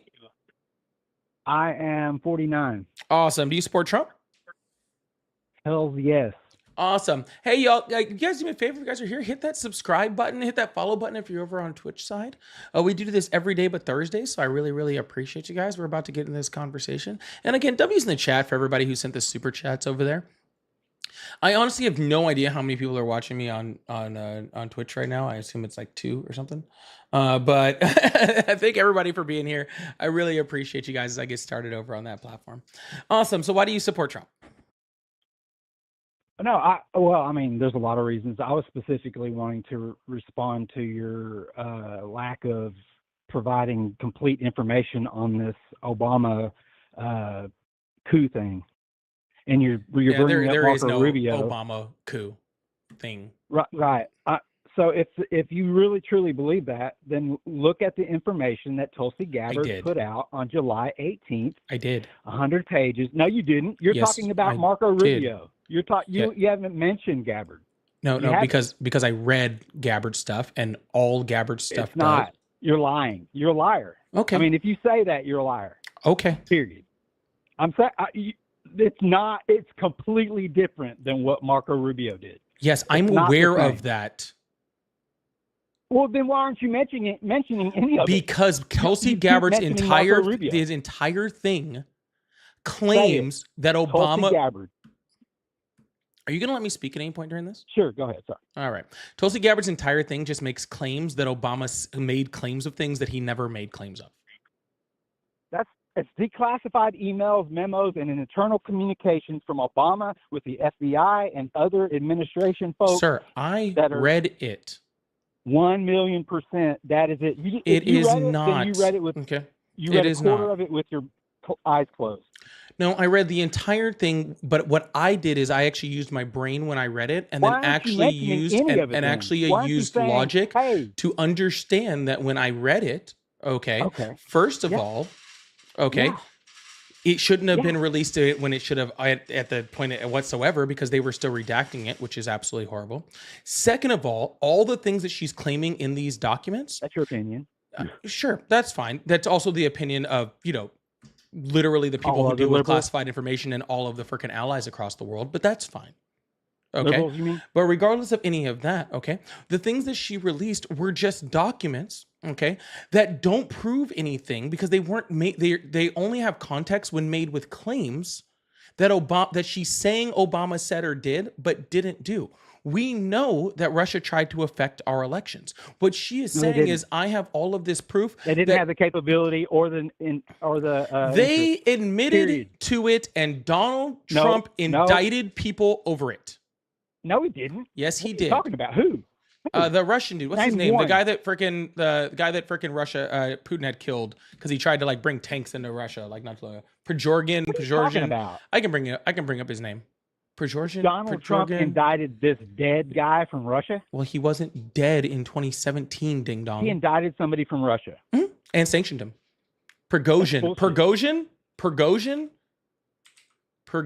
hold on. I won't say that's bullshit. He was operating under what Marco Rubio and that bullshit committee put together. Yeah, Yevgeny Prigozhin. Yevgeny Prigozhin. Hold on, I'm looking up his name now. Yevgeny Prigozhin. I don't care what his name is. Okay, if he indicted somebody, I don't know anything about that. It doesn't matter. That committee was bullshit. Even though, yes, Marco Rubio, the Secretary of State, was leading it, or he put out the report from it. It's bullshit. Period. Yes, it is. Yevgeny Prigozhin. Hold on. No, you hold on. You hold on. Okay, you go ahead, and then I'm going to. Yevgeny Prigozhin, the late head of the Wagner Group, was indicted by the United States for his role in the internet research agencies. Sir, I am still talking. Sir, I know that you want to move past this because you don't like it because it goes against your point. But there's other people out here. But there's other people out here that actually would like this information. So I'm going to need you to be quiet. Other liberals. My bad. Okay. Well, no, just other people that actually want to learn instead of people that just want to whine like you. Okay. Go ahead. All right. Does it sound like a whine? Yevgeny Prigozhin, the late head of the Wagner Group. Sir, you cut me off while I'm reading this again, and I'm hanging up the phone. Okay. Go ahead. Awesome. Yevgeny Prigozhin, the late head of the Wagner Group, was indicted by the United States for his role in the Internet Research Agency's interference in the 2016 U.S. presidential election. The indictment, issued in 2018, detailed how Prigozhin allegedly funded and directed the IRA, a Russian troll farm, to spread disinformation and manipulate public opinion through social media. So yes, Yevgeny Prigozhin was indicted and sanctioned by the Trump administration for their role in trying to affect the 2016 election. Okay. Are you done? No, we're done once you explain to me how somehow Obama did this when literally Trump had already blamed the people who had done it. No. What? Well, hold on. What are you talking about? Already blamed the people who done it. We're talking about the 2016 election. So, you're talking about 2018. So how did that's backwards. Sir, this is why it's so important that you listen instead of just continually trying to talk, because I specifically said in there that he was indicted in 2018 for his role in the 2016 election. Right. You're saying he indicted him before. That's what you said. Or maybe I misunderstood, whatever. But put that aside. Fine. Good. He indicted him in 2018 for 2016. He indicted him on intelligence that Obama and the FBI made the fuck up. And that's exactly what happened, and that is what Tulsi Gabbard's report. And you won't even pull. Hold on, let me finish. There was a 3.5 year investment. No, because I don't really want to hear what you have to say right here, sir. You will not pull that report. Sir, no, I am not going to pull up a 100-page report. You're right. I'm not going to pull up a 100-page report. Pull one page of it and destroy it. Just pull one page up and just crush it. Sir, I don't even want to continue talking to you because you're very. You're a fucking pussy. All right, whatever you say, You're sir. fucking pussy But ass you're live. literally just off the fucking like rails right now, and you're being How? very, very I just emotional. proved. I And just honestly, proved it. sir, I have very little to That talk to was somebody that's Obama's as emotional intelligence as you that are. Trump Sir, indicted that how dude could on. it be Obama's Fake intelligence if the intelligence. investigation happened Because they're under the fucking Trump corrupt. administration? You ding dong. They're corrupt. Okay. The Well, information you have was a collected horrible day, prior okay? to Trump. Guys, the 2016 election happened. Donald Trump took office, started an investigation. So therefore, Obama created information. That is what he is trying to tell me. Okay. Apparently, we should go line by line through a 100-page report by Tulsi Gabbard instead. Goodness gracious, bro. Stop crashing out, dude. Goodness. DOD, thank you so much for the $5 super chat. Said, not only did you dog walk him, he paid you for his education at least. You know what? That is true. That is true. At least I got paid for, what I was doing. Teachers don't get paid enough, right? And neither do I. All right. So at least Taylor paid me for his tutoring lesson. I do appreciate that. All right, I'm going to open back up the phone lines. We're going to keep this thing going. I appreciate you guys. Thank you guys so much. And thank you so much for the super chat. Hello, how are you? Good, man. How are you? I'm doing well. How old are you? I'm 20 years old. How old are you? I'm 38. Do you want to go on a date now? This call is being recorded. Mm-hmm.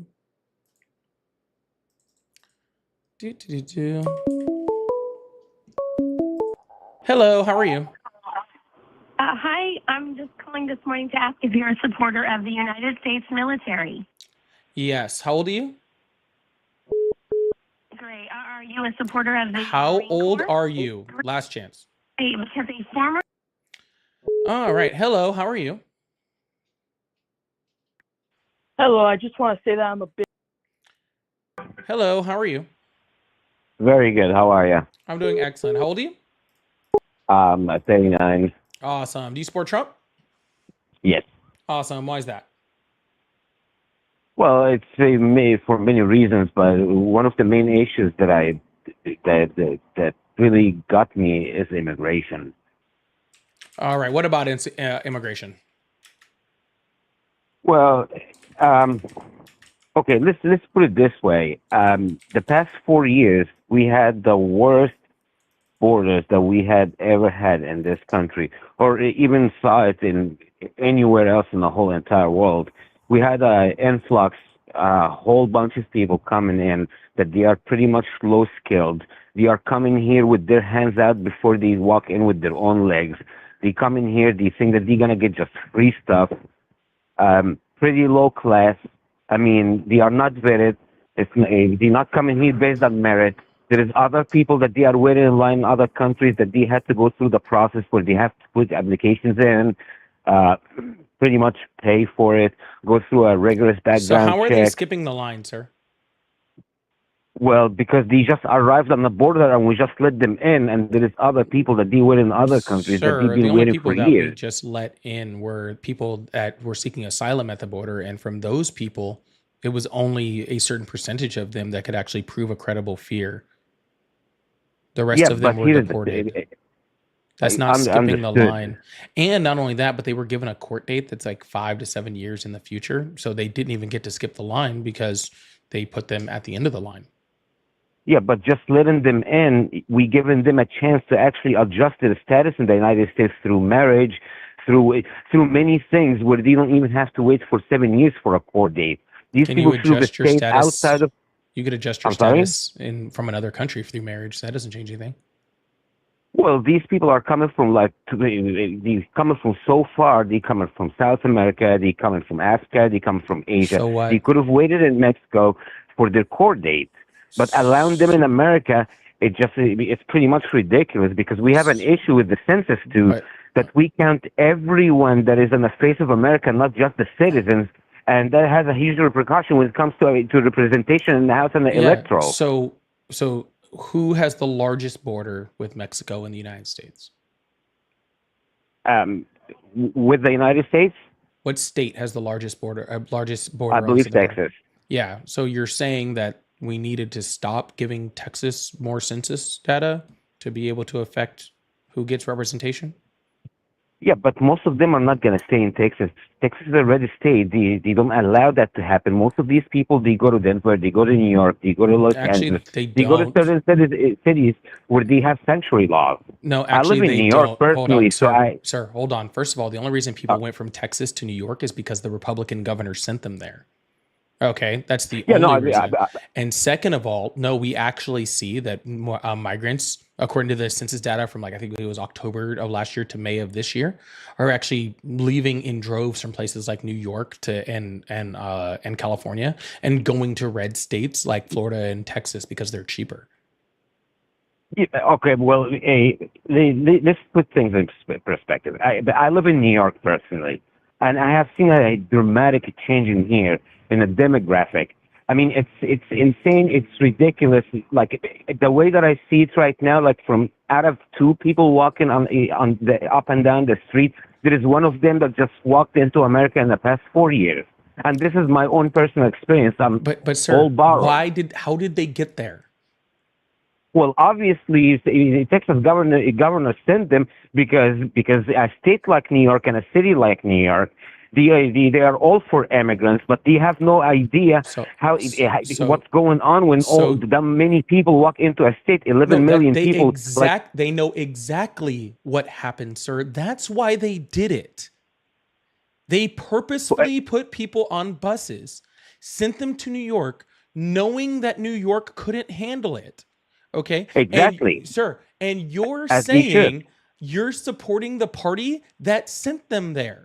When Texas had all the room, they get paid billions of dollars to take care of those migrants. Okay. Yes. They didn't send any of that money with them when they sent them to New York. So you're supporting the people who sent them to your state, okay, without any money, without any resources in the middle of winter. And then you're mad at the other party because the Republican Party sent them to you. How does that make sense? I'll tell you how it makes sense, because if you are supporting supporting this type of migrants, guess what? The government of Texas is going to send it to New York State and make it a border state, and let me see how you're going to handle it. They are calling Texas that you're pushing people out, that you don't want immigrants, that you are racist, that you are this, that you are that. Okay, I'm going to send you some, and let me see how you're going to handle it. Apparently, New York right now is in crisis, same with California. New York could have handled it just fine if they were sent the money that they were supposed to have. You do realize that Texas gets billions of dollars to house migrants, and they sent those migrants without any of the money, right?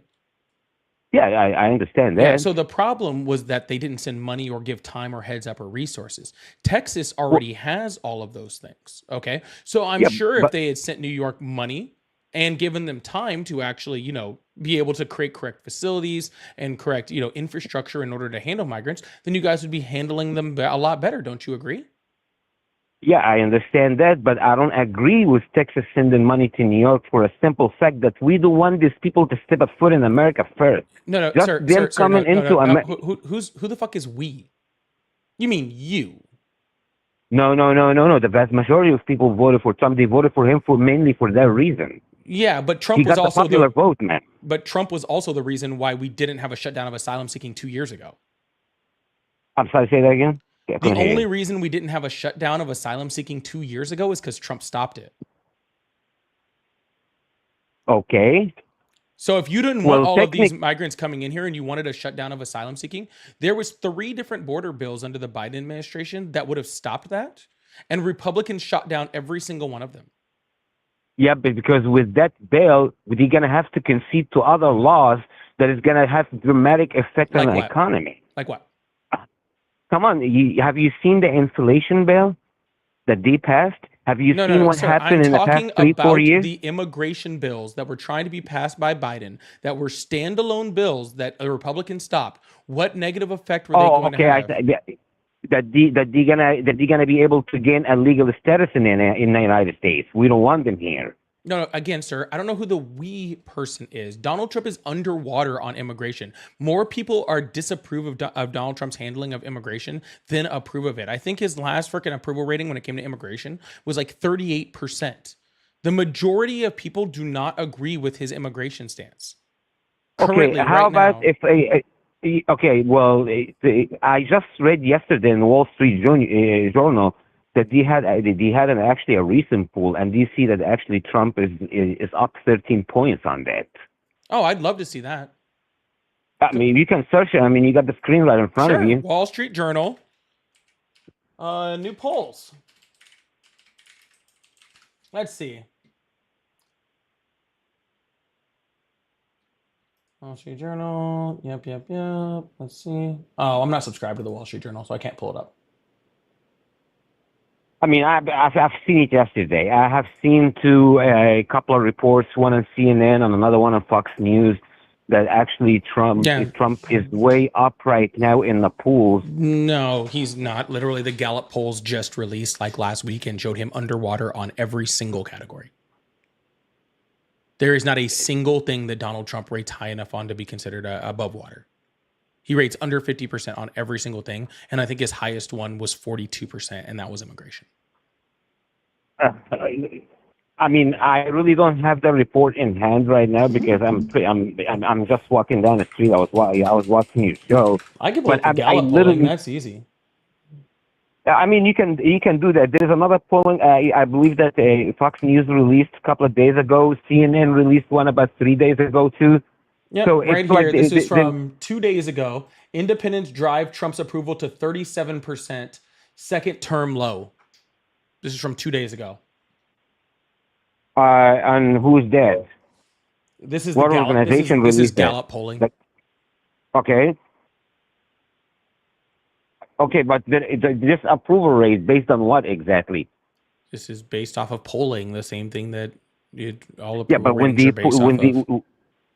they poll, they specify, is it about immigration? Is it about no, economy? this is his overall one. Policy? So we have specific ones on each category, and then this is his overall. All right. Again, his high, I believe, is at 42%, which was immigration. Yeah. Okay. You know what? Since I don't have it in hand right now, I'm not going to argue with you about it. Let's go with what you're saying. But I can tell you right now that the vast majority of Americans, they voted for Trump for one single issue, which was immigration. Sir, that could be true, okay, but that doesn't actually mean that Trump is good at immigration. You understand that, right? Just because people voted for him for immigration doesn't make him good at immigration. Okay, there was a standalone bill that would have shored up that was comprehensive immigration reform that would have shored up our border at the end of 2023. Okay, it had 98% Senate approval, and Donald Trump called the Senate and told him not to pass the bill because he wanted to be able to run against Biden on the bill on immigration, and that bill would have fixed immigration, and then he wouldn't be able to run against him on it. Okay. The one issue about this. So the only reason that immigration was even still an issue when Donald Trump took over was Donald Trump's fault. He doesn't get credit for fixing something that's his fault. Okay. 2 points right here. If this bill would have passed, that means that every single one on American soil was about to get a legal status. That's a problem in itself. That's why I'm glad he didn't approve that bill. That wasn't in that bill. What do you mean it wasn't in that bill? That wasn't in that bill. The bill itself would open Sir, that bill was written by a conservative. You think that bill had freaking legal status for every single person in the United States? It didn't. It was going to do that. No, it was not.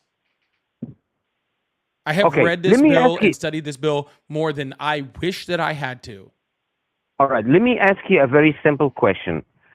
The day that Trump took office, what happened to the borders? Crossing to the borders is all-time low. Why is it that Biden didn't do that? Well, he did actually. By the time Biden left office, the number of border encounters was less than the average under Donald Trump's first term. Yeah, well, obviously because they knew Trump is coming in office. No, it was because it was going down every single month for like 12 months. For 12 months, okay, and for the past 3 years, when we have 10,000 people walking into America a day. No, that wasn't 10,000 people walking. That wasn't 10,000 people walking into America every day. That was 10,000 encounters a day. That's 10,000 people that are stopped by Border Patrol. That's what that means. Fine. You know what? Let's say 1,000 a day. 1,000 is too much. There's no 1,000 proof that it multiply was that. 1,000. So what is it? You want to tell me it was 10? I mean, obviously Well, do it's you want to talk not about? because Are I you can. talking about undocumented migrants or documented migrants? What do you mean? I don't care. I'm talking about the people that came through the borders in the past 4 years that were coming in caravans. We have millions of them that the walked into the caravans thing United is States. a lie. The caravans thing is a lie. Okay, I'm gonna go with you on that. The caravan thing is a lie. Each person was independently trying to come to America. It's still a whole bunch of people came. We wouldn't have over 300,000 people in New York City if that wasn't the numbers. Sir, I mean, they are in New York City, they are in Denver, they are in Los Angeles, they are in Chicago. Sir, how many just undocumented immigrants came in under the Trump administration? The first one. Undocumented? Undocumented, not even documented, just freaking illegal migrants, like you guys like to call them. How many? I mean, undocumented. How are we going to actually put a number on that? These people are actually fleeing police. It's a projected number, but we're going to get into legal asylum also. Yeah, well, okay. The projected number, I'm not really sure how many they are, but at the same time, I'm not going to even put a number on it because we are not sure. I mean, projection always come wrong. Okay, but anyways, it's almost 1 million. Fine. Okay. Okay. So and a million or 13 million? Sir, it wasn't 13 million. Okay. 10 million. Relax. 5 million. Individuals granted asylum effectively or defensively from 1990 to 2022. Okay, let me put this on the screen. Okay. All right. Yeah. So the peak was right here in about 2019. Okay. And I'm guesstimating that was about, looking at the number here, about 45,000. All right. Okay. In the year. Okay. All right. In a year. Honestly speaking, me personally, one person is too much. One person that's fleeing for their life and needs safety is too much for you? Yes, because these people are crossing borders with other countries and they don't stop right there to seek asylum, even though Mexico has way lenient laws for asylum seekers than the United States, but they come to... Would you rather be in Mexico or the United States? Then you are an economical migrant. You're not an asylum seeker. That's not an economical migrant. That means it's safer here. Do we have cartels as prominent in the United States as we do in Mexico? Okay, you know what? I'm going to go along with that too. A person that is coming, let's say, from Venezuela or El Salvador, how many countries do they pass by till they reach the United States? I don't care how many they pass through. Not even one of them. If you are looking for an asylum, you're going to throw yourself on the first border that you're going to find safety. No, I'm going to keep walking until I feel the safest. Well, the safest is one thing, but when you cross all these borders to reach the United States, it's not about asylum anymore. Plus, let's face it. Sir, that's your very anecdotal opinion. If I'm trying to flee with my children and my family to get away from someplace that's dangerous, and I just have to go to the next border, especially if I'm being fleed or from political violence or something like that, I probably don't feel very safe just crossing one border. I probably need to cross a few.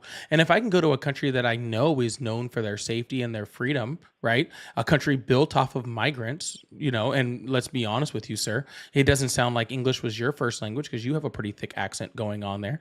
I'm an immigrant myself, but I came the right way. Sir, asylum seeking is the right way, but absolutely not. Sir, I'm not asking your opinion. I'm not asking your opinion. No, I'm not giving an opinion right now. I'm going to give you a number. No, I'm going to give you a number too. It's 8 U.S. Code 1158. Are you familiar with that number? Absolutely, but when you have 90%... What number is that? That's Title 8 of United States Code. Which says what? That's. I mean, I'm not really like I don't know. It said asylum seeking is legal in the United States, so it is a legal way of entering the United States. So let's not say that it was.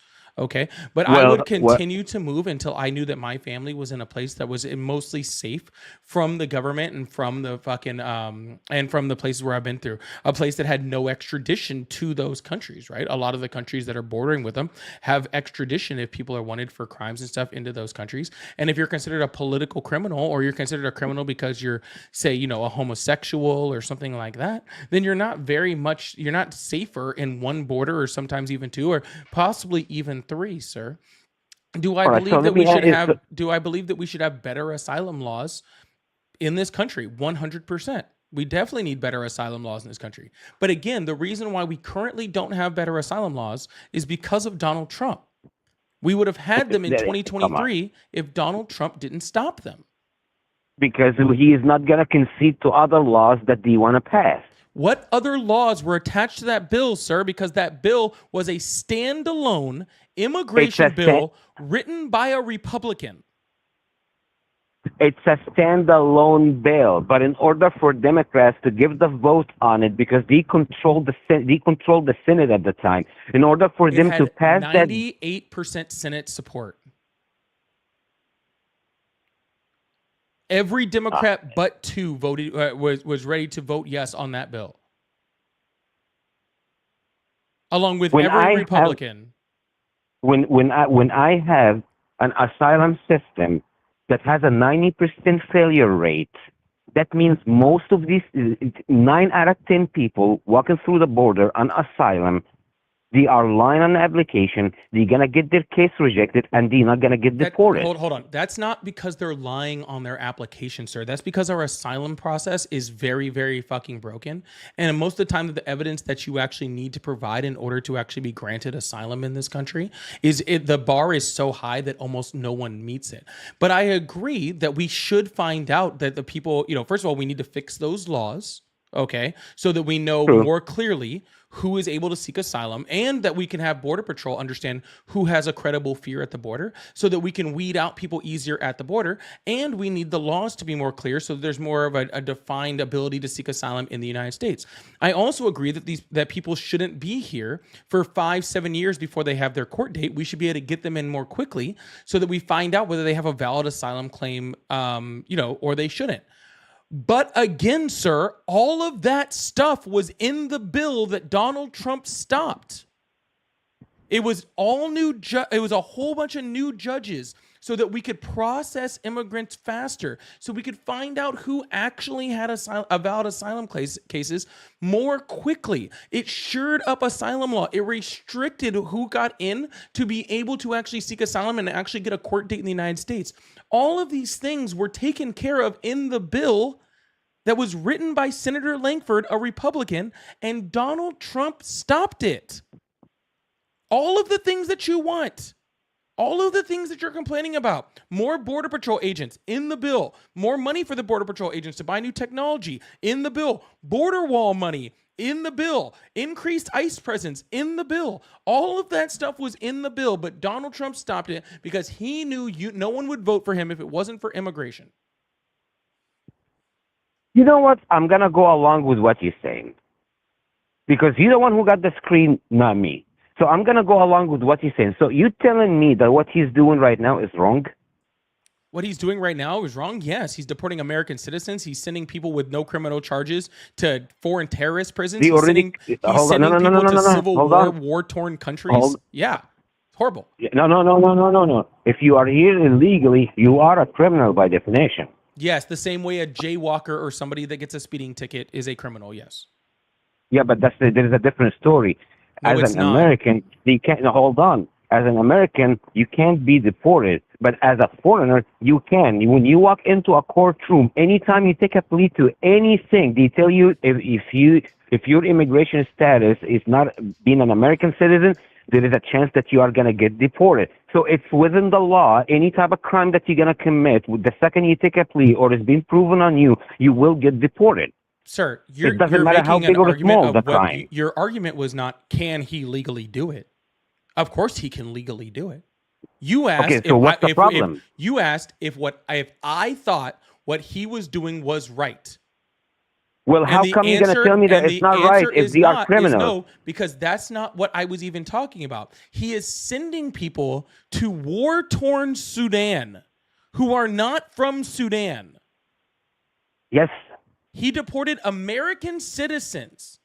He said he was going to... hold on a second. American citizens. 3 of them. He said he was going to denaturalize people who were already American citizens. He's already threatened it 3 times. Yeah, I agree with him on that too. Sir, aren't you a naturalized American citizen? Yes.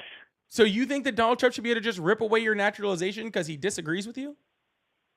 It's not about disagreement. That's exactly it's about what it's if you about. lied. No, hold on. I know people that they lie right and left in their applications, that they are calling for an asylum in here, and they are not fleeing anything. Sir, he They threatened just it coming on here as an Rosie economical migrant. O'Donnell. He threatened it on Rosie O'Donnell because she embarrassed him in like 2006. Oh, okay. I see what you're saying, but at the end of the day, he's not gonna do that. He's sending a strong message to anybody that lied on an application. Your time is up. So just to be clear, sir, you as a naturalized American citizen are saying it's okay that Donald Trump is threatening to denaturalize American citizens for no other reason besides he just disagrees with them. No, it's not about disagreeing with them. Sir, that's that exactly what it's about. He got in a disagreement with Rosie O'Donnell 20 years ago and then threatened to denaturalize her now because of it. Okay, my question to you, is he going to be able to do it? Obviously not. She was born Who cares here. whether, dude, the fact that the president of the United States is even saying that is fucking crazy. But are you okay with people that have committed no crime being sent to a foreign prison to be tortured? Are you okay with that too? They already did. I didn't ask whether he already did or not. You're okay with that? They already did commit a crime. No, they are they in didn't. violation of the Title 8 of the United States Code, Section So you think 1325. misdemeanors in the United States should result in torture? They should result in deportation, yeah. No, I didn't ask about deportation. Again, sir, you can deport people in the United States to back to their home countries if they are not documented in this country. We are not talking about that. He is sending people to other countries they didn't come from to be tortured in prison. Well, when he tries to send them to their home country, he's saying that we can't go back because, we're fearing for our lives. So he's sending them to a third country. To a prison, to be tortured, that the United States citizens' tax dollars pay for them to be tortured with. Who are you talking about? The ones that went to El Salvador? Yes. Okay, well, these are MS-13 guys. No, they're not. They have not been convicted, nor is there any proof that like 90% of them have any gang ties whatsoever. He didn't even send them there saying they were MS-13. He said they were Trinidad Aragua, and then changed his mind later. And then changed his mind later to say they were MS-13 when he got caught. Well, they did human trafficking too. No, sir, they literally did not. So you want to tell me that these are just innocent people that were just sent to El Salvador to the maximum security prison? Maximum security torture prison, yes. Well, I don't think so, man, because I can tell you that much. How many? I'm sorry, have you ever met anyone in MS-13? Yes, I did. All right, how many gay hairdressers do you know in there? Gay hair? No, I haven't seen any, to be honest. Because he sent a gay hairdresser. One person. Sir, so you're gonna make that whole example of hundreds of people. Well, it's just happen. the one that is so obliviously stupid. It's ridiculous. He sent a gay hairdresser to CCOT for being a freaking MS-13 member. Okay, so you want to tell me in order for me to save one person, I have to allow hundreds and thousands to stay in just for us to go through the whole entire process? You keep jumping to other parts of the conversation that we're not having. Okay, you're the one who brought it up. No. You're saying that I'm for some reason saying that Donald Trump can't deport other people. What? Because of this. If Donald Trump was not doing any of this other crap, then it is what it is, dude. If Donald Trump wasn't deporting American citizens, if he wasn't deporting people to freaking foreign prisons or deporting people to war-torn countries, okay, that they are not from, okay, and was just deporting undocumented immigrants, preferably without ICE agents that are mass breaking into freaking people's houses, going against like the Fifth Amendment, but against all for those the things, lives. Sir, stop. Don't pull. Come on, when you walk stop. into Los Angeles, I'm in the middle of a point. Be quiet. Okay. If he was not doing any of that other stuff, okay, then yes, Donald Trump has the ability to just deport people back to their countries who are undocumented. Is it good for America? No. Okay, it's not good for the people. It's not good for America. It's not good for our economy. It's not good for us sociologically. It's not good for any of this stuff. And it costs us a shit ton of money to do. So it's not good for us, but he does have the legal authority to do that. So I can't really say much. The stuff that he is doing is stuff that he doesn't have the illegal authority to do. Fine. Are you done with your point? Yeah, you see how I stopped So talking? I can rebuttal it. Okay, here is the thing. First of all, you're going to tell me that illegal immigrants are good for the economy and all that. I can tell you right now that the vast majority of them on a welfare system that is actually the purpose of that system was for American citizens. So they actually taking money from us. You're going to say that they are contributing to the GDP? Guess what? These people, they come with their diseases from their countries. We have to fix them. We have to spend on them so much money, let alone that we are a country of laws. If we're not going to enforce the laws and illegal migrants, how are we going to enforce the laws and legal migrants and citizens? Yeah, perfect. First of all, no undocumented migrant is on welfare because welfare, okay, you can't get it if you're undocumented. You can only get it if you're documented. So saying that they're on a welfare state is a complete lie. Second of all, undocumented immigrants just in the year of 2024 got freaking paid almost $100 billion in taxes while taking less than 40 in actual freaking any type of benefits for housing and food from the federal government during that time. Third of all, how in the fuck are you going to tell me we're a country of laws when the president of the United States is a convicted felon 34 times? Oh, yeah, you're talking about the political hunt, right? No, sir. I'm talking about the 34 felonies that Donald Trump was convicted of by a jury of his peers unanimously. So while you're complaining while you're complaining on what the equivalency of jaywalking is, you're supporting a president that has 34 felonies. Okay?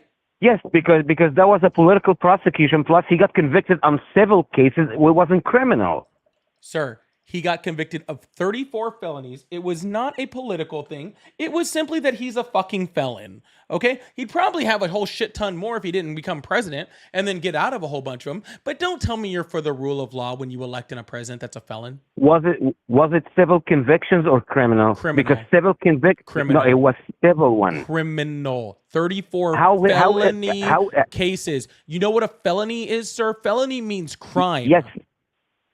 Not civil. There is a civil felony and there is a criminal felony. No, there is not a criminal and civil felony, sir. There is just a criminal felony. You can't have a civil felony. The word felony means it was a criminal case.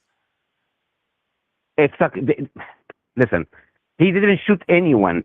They pretty much trying to Neither say did any that of these migrants, but they committed a crime according to you. So we should we shouldn't we can't be a country of laws if we have them there. But apparently Donald Trump doesn't count towards that. He can freaking commit whatever crimes he wants, and we're still a country of laws. How does that make any sense?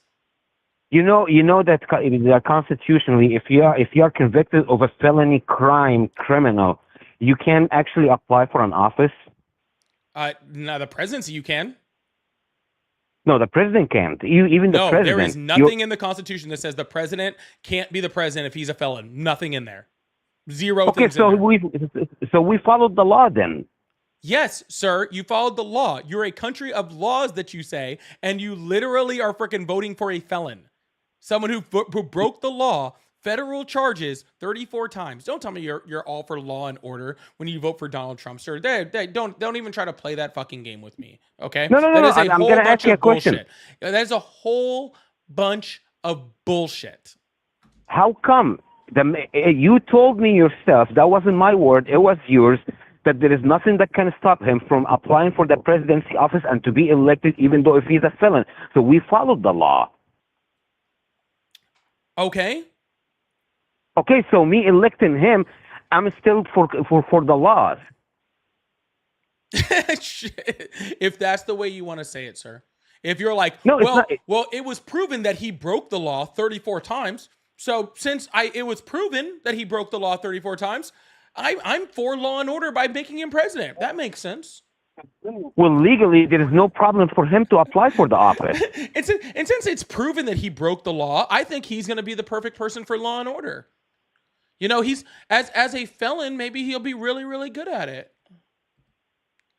Bro, give me a fucking break. You just don't like migrants here, okay? Because you immigrated No. Don't get me wrong. No, don't get me wrong, please. Because you immigrated a certain way, and now you're trying to shut the gate behind you because you don't like how other people are immigrating, okay? That's not true. That's not exactly what it is. You walk through the door, and you are freaking living right now your life, okay, on the systems in the United States that are helpful to immigrants, okay, that makes us a country of immigrants, or that bring us your poor, bring us your weak, bring us your sick, bring us those people. That country that was built off. No, don't bring these people. And right now, you walked right in that door, okay?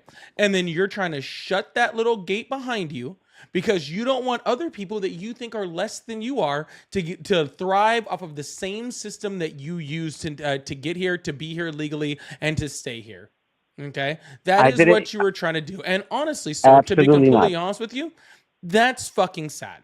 Okay, it is sad that as someone that used our immigration system to be here is trying to shut the gate behind him, while me, who's never been an immigrant, who was born in this country, okay, is saying, hey, we should have our laws and we should have them strict, but we should also give people a fair chance. And if somebody is here and been here for 20 years and this is all they've known for 20 years and committed no crime and committed, and done nothing wrong, then it is better for us economically and it's better for us socially to give that person a path towards citizenship, and just instead of just trying to deport people just because of that, like Donald Trump is trying to do. We need better immigration laws. We would have them right now if it wasn't for Donald Trump. Donald Trump's tactics are inhumane. Okay, they are wrong, and they are even very, very close to being illegal on lots of shots. Okay, except for the ones that are totally illegal. But the ones that are totally legal, and then the rest of them are very close to being illegal. Okay, so maybe instead of just trying to freaking shut the door behind you, you should be a little bit more compassionate for other people and have a little more like humanity in your life. Sound good? Absolutely, but let me explain something to you, because there's something missing in the middle. First of all, I was born in America. I have an accent because I was raised outside of America. My parents, when they came to the United States, my father had to have a doctorate degree in order for that door to open for him.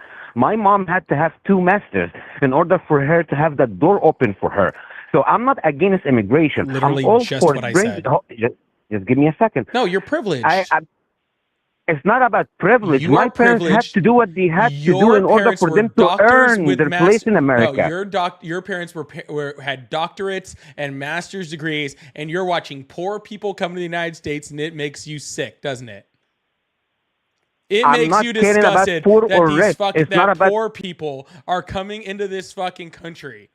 As you're literally sitting here as a fucking anchor baby, while Donald Trump literally tries to get rid of anchor babies. Okay, let me just finish my statement then. No, I'm really not interested. I hope you have whatever day you deserve. Goodbye. I have no problems for them to come. Sir, yes, you do, because you have sat here for the last however long arguing with me about the fact that people are coming here legally and you don't like Come in on a merit system. Showcase your skills. Show us that you earn your spot in America. Make sure you have degrees. Make sure you have money. Make sure you're rich. Make sure you're No. It's not about money. Just like my parents were. Skills. Make sure you're privileged like my parents were. I don't want any of you poors coming in, okay? My parents came from a poor family, man. Coming in, okay? I want to freaking make sure that all the people are just like me and anchor babies from rich parents. My parents were poor, man. What do you think? I was raised in a rich family? No, my parents were really poor. But instead of them sitting right there and crying, well, here is the thing. I'm going to tell you what happened. And instead of them sitting down, crying about their situation, they did something about it. They had to go to school. My father had to work since he was 7 years old in order for him to make enough money so he can just buy the book. And what makes you think that the other people that are coming to this fucking country aren't in the same situation? Instead of sitting there fucking crying about their goddamn situation, they fucking cook up their whole fucking families, doctors, lawyers, all sorts of fucking people, walked across the fucking Darien Gap, walked all the way fucking across Mexico to fucking get to this fucking country, to have a fucking life for their fucking families, just like your fucking parents did, and you are trying to shut the gate behind you. Shut the living fuck up, you privileged piece of shit. Okay? I am tired of hearing you fucking whine about this shit. You are I'm giving you a logical argument and you're getting mad. You lost the argument. I don't give a fuck about winning or losing an argument, sir. Do you think I'm here to win and lose fucking arguments? I don't give a shit about winning or losing an argument. Okay? I am here to show that there are disgusting people like fucking you in this fucking country. Okay? I don't give a shit about winning or losing a fucking argument. You're a piece of shit and I'm tired of hearing you speak. Bye. Fucking winning and losing arguments. I don't give a fuck about winning and losing arguments. This isn't about having a fucking argument. This is about the fact that you are trying to come in this country and shut the door behind you. That is what this is about.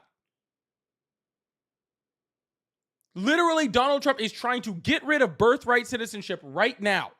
Trying to take away that guy's freaking citizenship right fucking now. And he's fucking be like, I don't want these poor people here. Fucking disgusting, man. Fucking horrible. Anyways, let's go to some super chats. I really appreciate you guys. Thank you so much. Sharif, thank you so much for the $5 super chat. Said, why are we talking about Obama? Garbage. I mean, Gabbard brings this per Trump's direction to distract from Epstein. 100%. You really think that freaking this just happened to show up right around the time the Epstein stuff comes out? Give me a fucking break, man. Gabbard did that specifically because Trump told him, you better release something because I'm getting hammered over this Epstein shit. Absolutely horrible. Thank you so much. I really appreciate that. And Shay, thank you so much for the $20 super chat. It says, MAGA, you may try to pivot, but it won't work. We still want to know where the Epstein files are. Yes, we sure as fuck do. Pivot all you fucking want.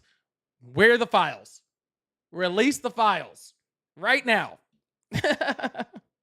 All right, we're about to move on to the next caller. Thank you guys so much for the super chats. If you guys like support, I do have super chats open. I'll put them up on the screen, talk about them. So if you enjoy the conversation, hate the conversation, want to make a point towards the conversation, that's the best way to do it because I'll put it up on the screen and we can talk about it. Yeah, y'all, I'm sorry. If you think I'm here to like win and lose conversations, you're in the wrong live. I'm not here to win or lose a conversation. Okay. Hello, how are you? Hello, how are you? Hey, y'all, I'm sorry. If you think I'm here to like win and lose Hello, how are you? Good. How you doing? I'm doing well. How old are you? 60. Gonna be 64. How old Awesome. are you? Do you support Trump? I'm 38. Do you support Trump? I do. Awesome. Why is that? Well, he's not a politician. He's not That's a politician. So how long do you have to be running for office and be in office before you become a politician? What does it have to do with anything? Well, I'm just trying to get your definition of what a politician is. Well, it's the 450. Is it 454 people that have put us $37 trillion in debt? Who signs off on debt? That have stolen from the American taxpayer since the 1970s. Yeah, who signs off on debt, parties. Sir, who signs off on debt? What does that have to do with anything? Because you're talking about who puts us in debt. Who signs off on our debt? The Federal Reserve. The President of the United States signs off on debt. That's and by the time true. that That's is not true. The House holds the budget. They hold the House purse holds the strings. budget and creates the purse strings, right? Correct. And they The create the budget, president does and then not it's do sent that. to the Senate, and No, the Senate you're wrong. approves it, and then You're the President wrong. You signed said it. the president And Donald Trump signed up. President doesn't do it. Yes, he does, Listen, sir. it's Donald Trump all signed the off on presidents. Donald Trump. I'm talking about both parties. Sir, have I don't got care something who to you're this. talking about. Donald Trump signed off on $8.4 trillion worth of debt in his first term. Joe Biden More than created sir. the most. Okay, well, you have a wonderful day. largest Okay. Deficit. All right. I'm not sitting here and just yelling over you. I am over that. Donald Trump literally has added like $12 trillion to the debt at this point. Please do not tell me about other people adding to the debt. Not interested. In the slightest. Not interested in the slightest. Hello, how are you? Hey, how's it going? I'm pretty good. How are you? I'm doing well. How old are you? I'm 30. Awesome. Do you support Trump? I do. Why is that? Well, for me, the big thing is I see it as I would, like, if someone asked me, would you vote for Trump? I would say, yes, I would vote for Trump. Because the other side, believes in a lot of things and not only seeks to pass laws and do create laws, but has already made a lot of laws that I, really seriously disagree with. Like what?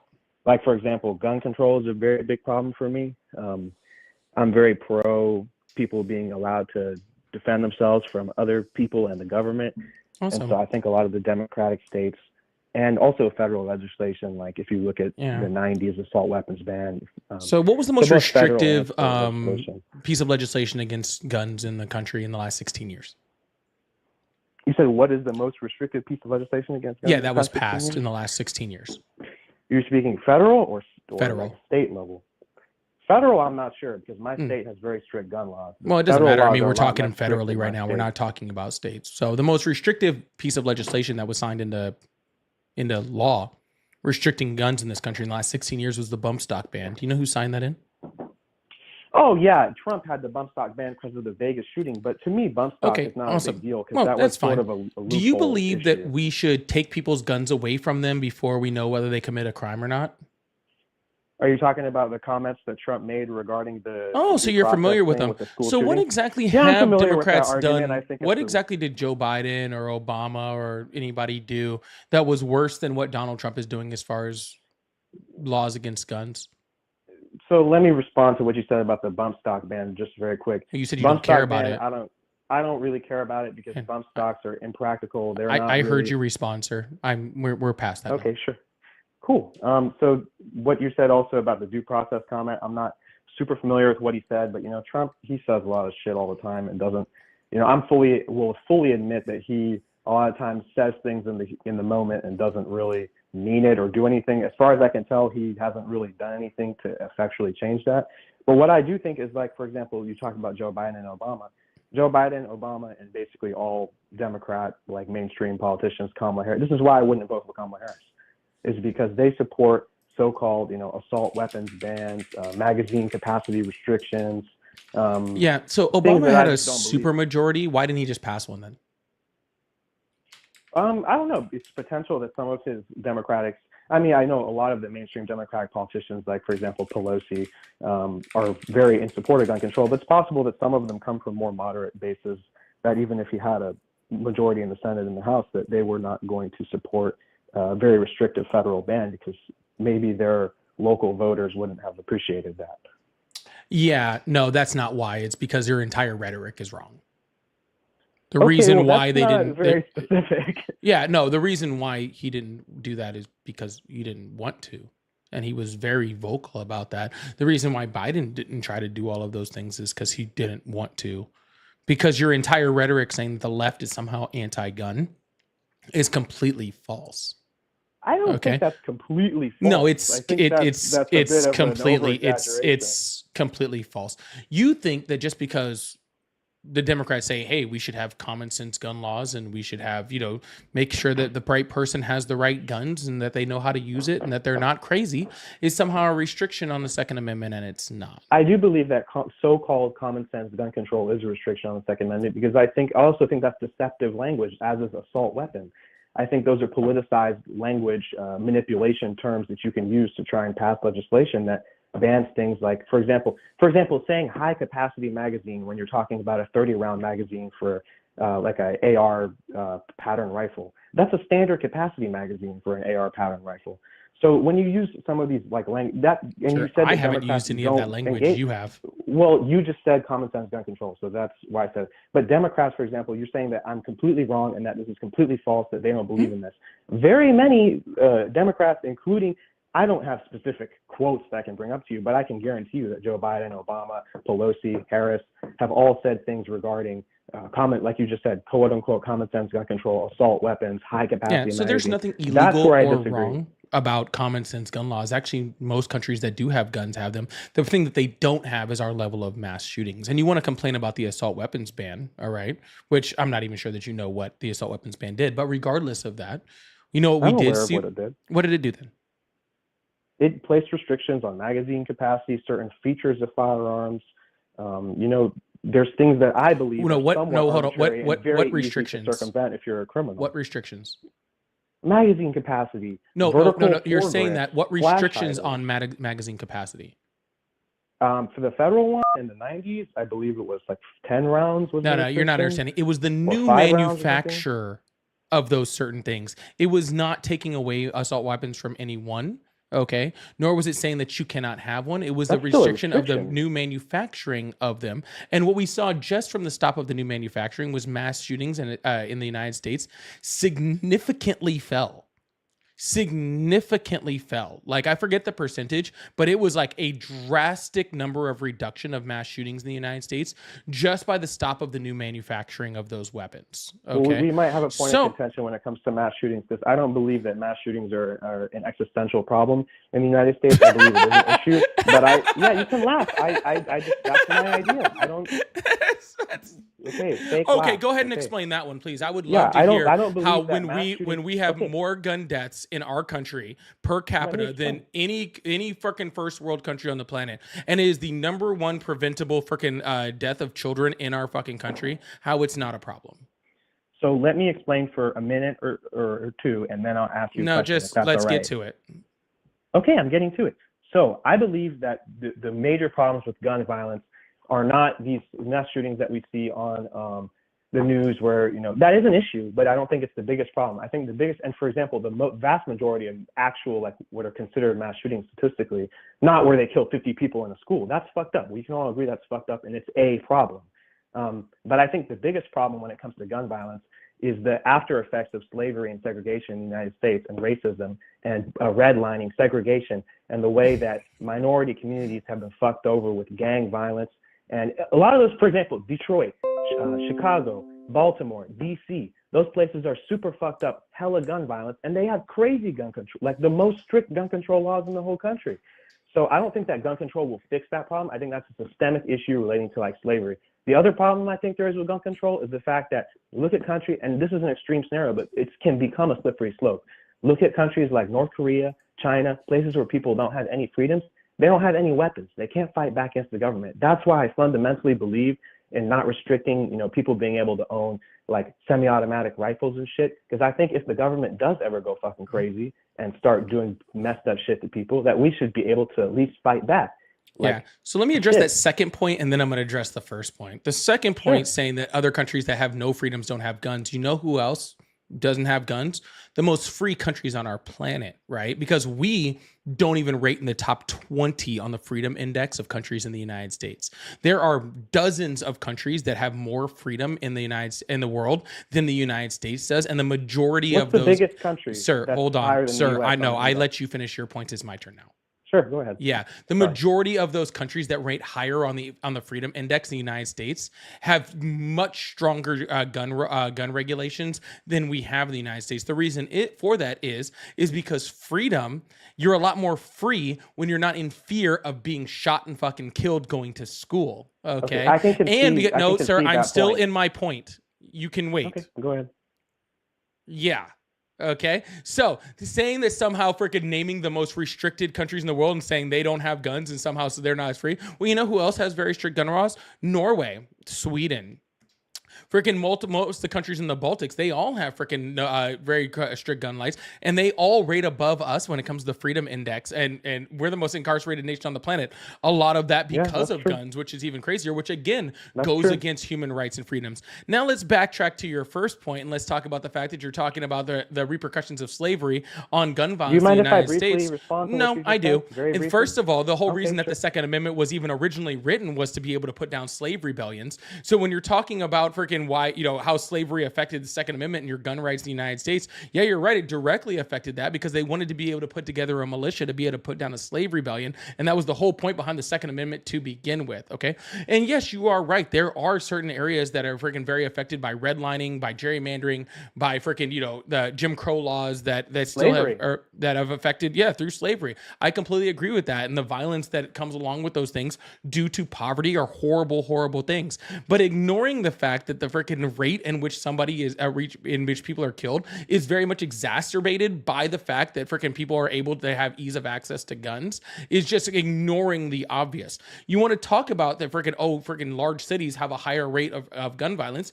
Yes, of course they are going to, because they have the highest concentration of people. And wherever you have the highest concentrations of people, you are going to see the highest mortality rates as far as from violent crime. You see that in countries regardless of whether they have strict gun rights or not. If you look at places like the UK that have very strict gun rights, you still have a higher unaliving rates in places like London than you do in places, you know, that are outside of the main cities. So that doesn't change anything. The fact is that our mortality rate, our violence rate is much higher than theirs because of the guns.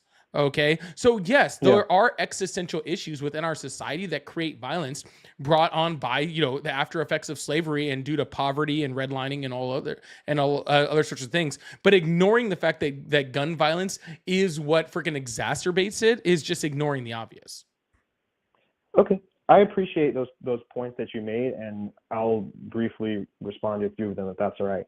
So with the Freedom Index thing, I can concede that, America is not the nicest, best country in the world, and that those countries may be higher. I don't think that that's 100% correlated to gun laws.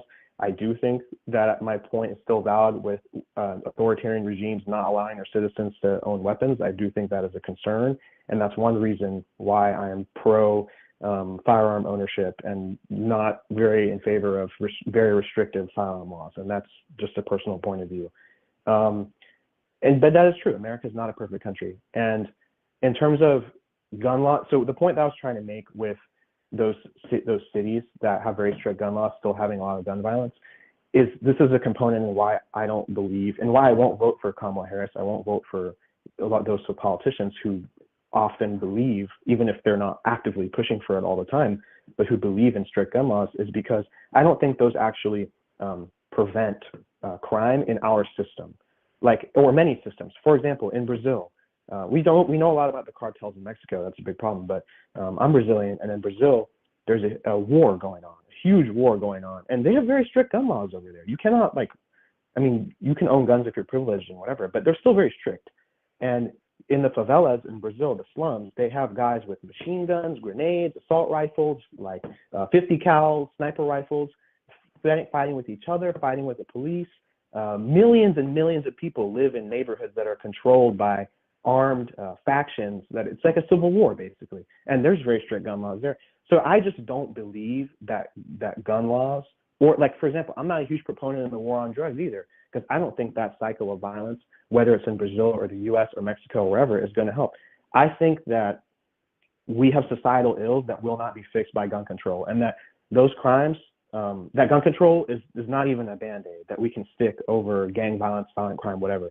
If we want to fix that, we're going to have to go to the root of the problem, find a social program way to revitalize communities that are fucked up, to help, for example, Black people have been fucked over in our country, Yeah, I have ancestors that were slaves, and I have ancestors that were slave owners, and all that shit was really fucked up. And gun control is not going to fix it. If anything, it makes it harder for legitimate people to defend themselves, and I believe in that point. Yeah, let me ask you a question. Let's make this real simple. Do seatbelts help stop car accidents? Yes, but seatbelts don't really infringe upon your liberty. No. Hold on. Don't try to take the conversation someplace else because you know where I'm going. Okay. Because guess what? DC versus Heller very specifically said that gun restrictions do not infringe on your liberties according to the Constitution, and that was ruled on by Judge Scalia. Okay, and who's a Republican? Okay, so don't go down to the infringing on your liberties thing. It doesn't exist. I don't agree with him. You cannot agree with him all you want. What's the job of the Supreme Court according to the Constitution? Well, the Supreme Court is one of the branches. I don't know what. Yeah, their job is to interpret the law. Their literal job. Their job is to interpret the law. You cannot agree with it. Do you agree with Roe v. Wade? The interpretation that they have of Roe v. Wade? Do I agree with the interpretation of Roe v. Wade? I didn't agree with the interpretation of Roe v. Wade before or after it was overturned. Supreme Court ruling. So I didn't agree with it before or after, but if you're going to bring out infringing on your liberties when probably one of the most right-wing fucking Supreme Court justices already ruled that it's not an infringement on your liberties, then I don't really want to hear about it. But first of all, my question was, do seatbelts stop car accidents?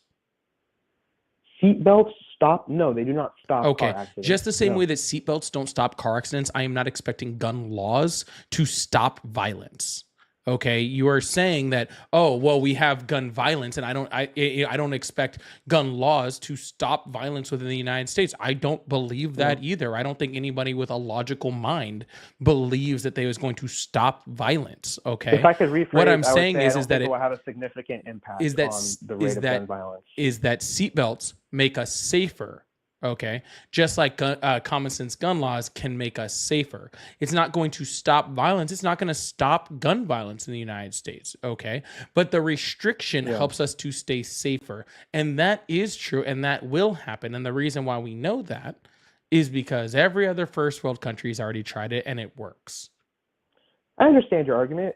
What do you believe would be the common sense gun control solution? I'm interested in understanding your perspective of what the seatbelt.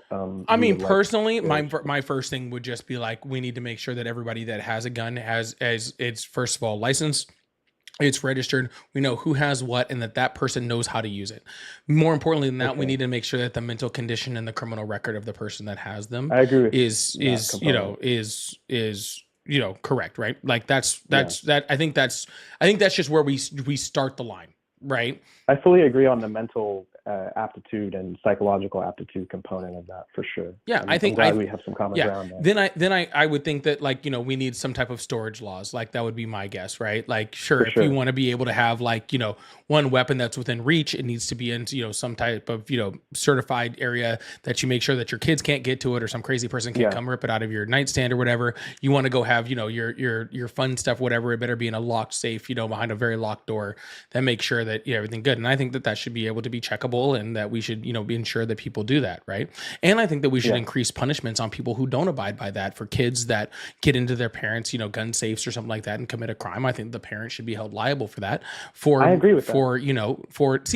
You see how I'm saying just like normal common sense stuff from gun owners that really like isn't even that serious that you're like, I agree with right off the bat. Right. So I agree with some of those things. I don't agree with some of those. You don't have other to things. agree with all of them. That's but I'm fine. curious, what are the more like technical? Because for example, the things that really concern me, and some of the things that you said concern me a little bit, but I'm not super worried about. Like there's arguments to be made around having a registration list, licensing, stuff like that. But what I'm really concerned about is, so I'm someone who's very interested in the function of firearms. Like I design firearms. I know a lot about the way that firearms work. I was getting to that.